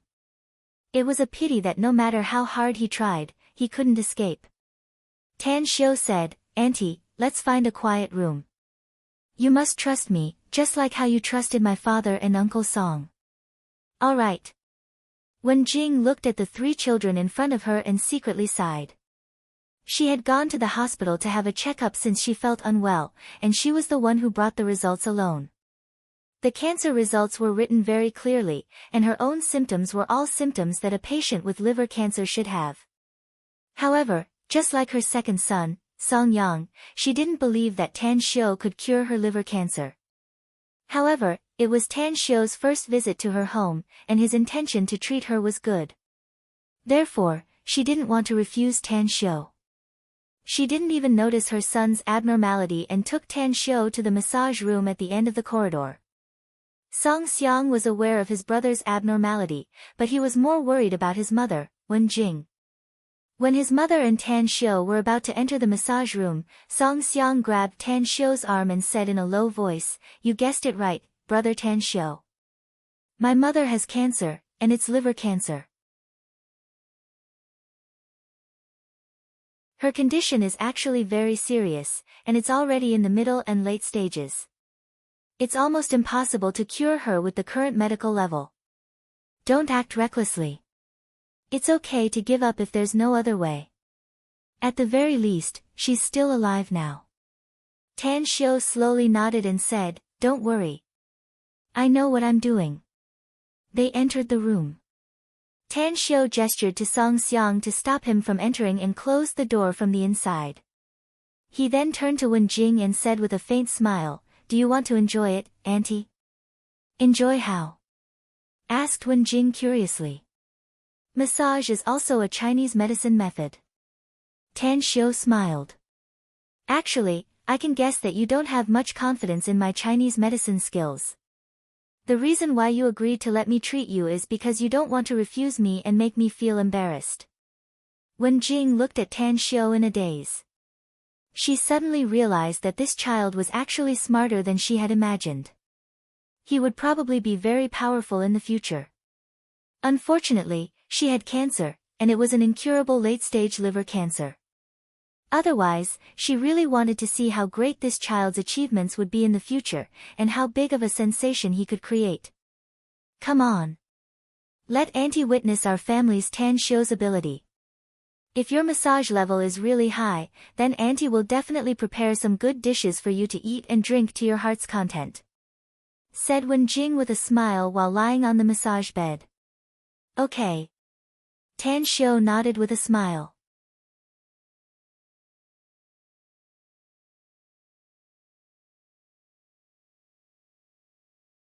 Chapter 946. Tan Shio quietly looked at Wenjing, who was lying in front of him. He gently raised his hands, and as the chaotic power silently surged out of his palms, it flowed on the surface of his palms like flowing water. Massage could balance yin and yang, harmonizing and wei, unblock meridians, and move joints. It could adjust the nervous and immune functions, strengthen the internal organs, and also provide health care and beauty to the skin. Of course, the most important thing was to promote blood circulation, eliminate fatigue, and improve exercise ability. Now, Wenjing's bodily functions were seriously declining, and the cells in her body were constantly being devoured and assimilated by cancer cells. Her physical fitness was very poor. Before treating her, the best way was to improve her physique, so that her body could withstand his treatment. Massage was a variety of techniques used in the process of massage to stimulate the meridians, acupoints, or specific parts of the human body. There were more than 100 techniques, but there were 4 most common ones. They were, mainly pressing, such as pressing, pointing, holding, and pinching, some mainly rubbing, such as pushing, rubbing, and so on, some mainly vibrating the limbs, such as beating, shaking, and so on, and some mainly moving the joints of the limbs, such as shaking, pulling, and stretching. Tan Shio's massage technique was not a single technique, but a combination of dozens of massage techniques, forming a unique massage technique. Regardless of the duration of the massage, the maintained movements and strength, they were constantly changing according to the various techniques. Limbs. Waist. After Tan Shio finished massaging these parts, he found that Wenjing was drowsy, and the trace of pain that was hard to hide between her eyebrows had gradually disappeared. As a chaotic power was released, it instantly wrapped around Wenjing's limbs and waist, lifting her more than 10 centimeters high. She quickly turned over and lay on the massage bed. Feet, legs, buttocks, waist, back, arms, neck, and head. Tan Shio secretly determined the meridians, and determined the main acupoints. He controlled the strength very well, and under the secret nourishment of the chaotic power, the drowsy Wenjing was deeply immersed in this indescribably comfortable feeling. She did not even realize that as Tan Shio continued to massage, she had already involuntarily let out a soft moan. Half an hour later, Tan Shio stopped massaging and took out the set of silver needles from his spatial ring. Even through her clothes, the silver needles still accurately pierced into several important acupuncture points on Wenjing's body. Drawing qi, nourishing blood. Tan Shio used the silver needles to send strands of chaotic force into Wenjing's acupoints. After the acupuncture was done, his fingers grasped Wenjing's pulse, and a steady flow of chaotic force entered Wenjing's meridians. The human body was like a net. The power was like a thread. Tens of thousands of strands of primal chaos force weaved through the meridian network and spread to Wenjing's limbs and organs. The washing process was to remove the cancer cells from Wenjing's body and slowly expel them from the body. Because Wenjing's physique was too weak, even though Tan Shio had put in a lot of effort, he still did not dare to use too much force. He could only slowly remove it, wash it bit by bit, and expel it. Time fleeted by. Outside the massage room's door, Song Xiang, who was waiting anxiously, stopped his younger brother, Song Yang, several times. He heard from his father that Tan Shio was a capable young man. Although he didn't believe that Tan Shio could cure his mother's cancer, he still kept his composure. "Brother, don't stop me again and I'll get angry with you." Song Yang angrily glared at Song Xiang and shouted. You must remember this, Song Yang, said Song Xiang in a deep voice. Nothing is too strange in this vast world, and there are countless eccentric and eccentric people. We don't know much about Tang Xiu, and no one can guarantee that he's one of those eccentric and eccentric people. You're well aware of our mother's illness. You must try anything, even if you fail again and again. That surnamed Tang is a liar. Have you ever seen a Chinese medicine practitioner so young? Song Yang angrily retorted. I don't think he has any other ability other than bragging. Song Xiang sneered, whether he has any ability or not is not something we can conclude. In my opinion, he's much better than you in some aspects. Song Yang clenched his fists and angrily asked, then tell me, which aspect is he better than me in? If I remember correctly, father once told me about Tan Xiu's identity. He's the big boss of the magnificent Tang Corporation in China, and the company he founded himself. He didn't use any power or connections of the Tang family. Tell me, do you have the ability to found a company like the magnificent Tang Corporation with your own ability? Do you think you can earn hundreds of millions of yuan in such a short time? This, Song Yang's angry expression froze. He opened his mouth, but he didn't know what to say. It wasn't that he didn't know anything about Tan Xiu. At the very least, he knew about the magnificent Tang Corporation and Tan Xiu's founder. Tan Xiu also has another identity. He's called the young divine doctor of Chinese medicine by the people of China, said Song Xiang with a solemn expression. I don't know whether it's true or not, but you can check it on the internet. If he's really famous, I'm sure it'll be reported on the internet. Young divine doctor. Song Yang sneered and quickly took out his smartphone to quickly search for the term young divine doctor Tan Xiu. 10 seconds later, the sneer on his face froze and his eyes turned round, nearly popping out of their sockets. What's wrong? Song Xiang looked at Song Yang's expression in confusion. He reached out and grabbed the phone from Song Yang's hand. After scrolling through the screen for more than 10 seconds, his pupils suddenly shrank and a look of disbelief appeared in his eyes. It was because there were too many reports about Tang Xiu on the internet.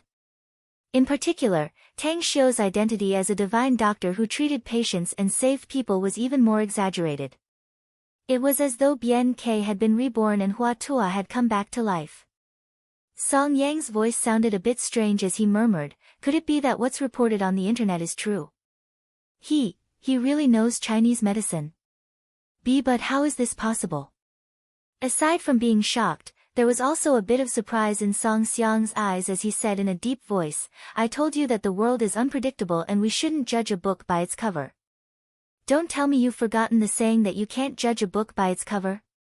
He's from China, a country with a population of more than 1 billion people. There are countless hidden dragons and crouching tigers, as well as countless eccentric people. Perhaps Tang Xiu has an extraordinary talent in Chinese medicine. Who knows? Song Yang snatched his phone back and scrolled through the information he had found. After a long time, he let out a sigh of relief. At this time, he was no longer angry. Instead, he let out a dry smile and said with a bit of embarrassment, Big brother, maybe you're right. It was me who looked down on you. Song Xiang let out a smile and nodded, regardless of whether Tang Xiu can cure our mom or not, you must apologize to him after his treatment is over. Not to mention that Tan Xiu has good intentions, he's Uncle Tang's son, so we can't have a conflict with him. I'll be more polite to him in the future, said Song Yang. But if he can really cure our mom, let alone apologizing to him face to face, I'll even give him my heart. But if he can't cure our mom, I'll never apologize to him. Song Xiang frowned and was about to speak when his nose suddenly twitched a few times. He then turned to look at the other end of the corridor and asked with a confused expression, where's the stench coming from? Song Yang also sniffed and then pointed to the massage room's door, saying, the stench seems to be coming from here. That's strange. The servants usually clean the massage room very well, and there's nothing rotten inside. How can there be a stench here? Song Xiang and Song Yang exchanged glances. Their expressions suddenly changed as they dashed to the door almost at the same time and forcefully pushed it open. Cough, cough, the stench rushed to their faces, catching the two brothers off guard and causing them to cough at the same time. Standing next to the massage bed, Tan Xiu turned his head and saw Song Xiang and Song Yang coming in. A smile immediately appeared on the corner of his mouth when he saw the brothers' distressed appearance and said, "I told you not to come in, but you didn't listen to me. Are you worried about my treatment?" Song Xiang stopped coughing and endured the nausea churning in his stomach. His eyes moved from Tan Xiu to his mother on the massage bed. He saw with his own eyes that his mother's clothes were soaked and her exposed skin was black and sticky, covered with a thick layer of grayish-black substance. The strong stench came from that grayish-black substance. "Tang. Brother Tan Xiu, how's my mom?" "The treatment is going well, but it's not over yet," said Tan Xiu with a smile. "You two brothers can continue to stay here and watch if you don't feel the stench in this room. But remember not to disturb my treatment. Of course, you can leave the room immediately if you can't stand the smell inside and wait outside." Song Yang pinched his nostrils and looked at the calm expression on Tan Xiu's face. A strong admiration was born inside his heart. The pungent stench in the room made him feel like he couldn't stay here for even a minute. Yet, Tan Xiu seemed to be fine. This was something he couldn't compare with. "You're awesome." Song Yang gave a thumbs up with his other hand and then turned to rush out of the room. Song Xiang held his breath, but the stench was still drilling into his nostrils. He wanted to stay here and watch Tan Xiu treat his mother, but the pungent stench was a bit irritating to his eyes, so he had no choice but to withdraw. Before he left, he hurriedly said, "Thank you, Brother Tan Xiu. My mom's treatment depends on you." Tan Xiu waved his hand and smilingly said, "You don't have to be so polite. I'll do my best. Remember to close the door after you go out and don't let anyone in easily. I'm afraid of being disturbed during the treatment." "All right."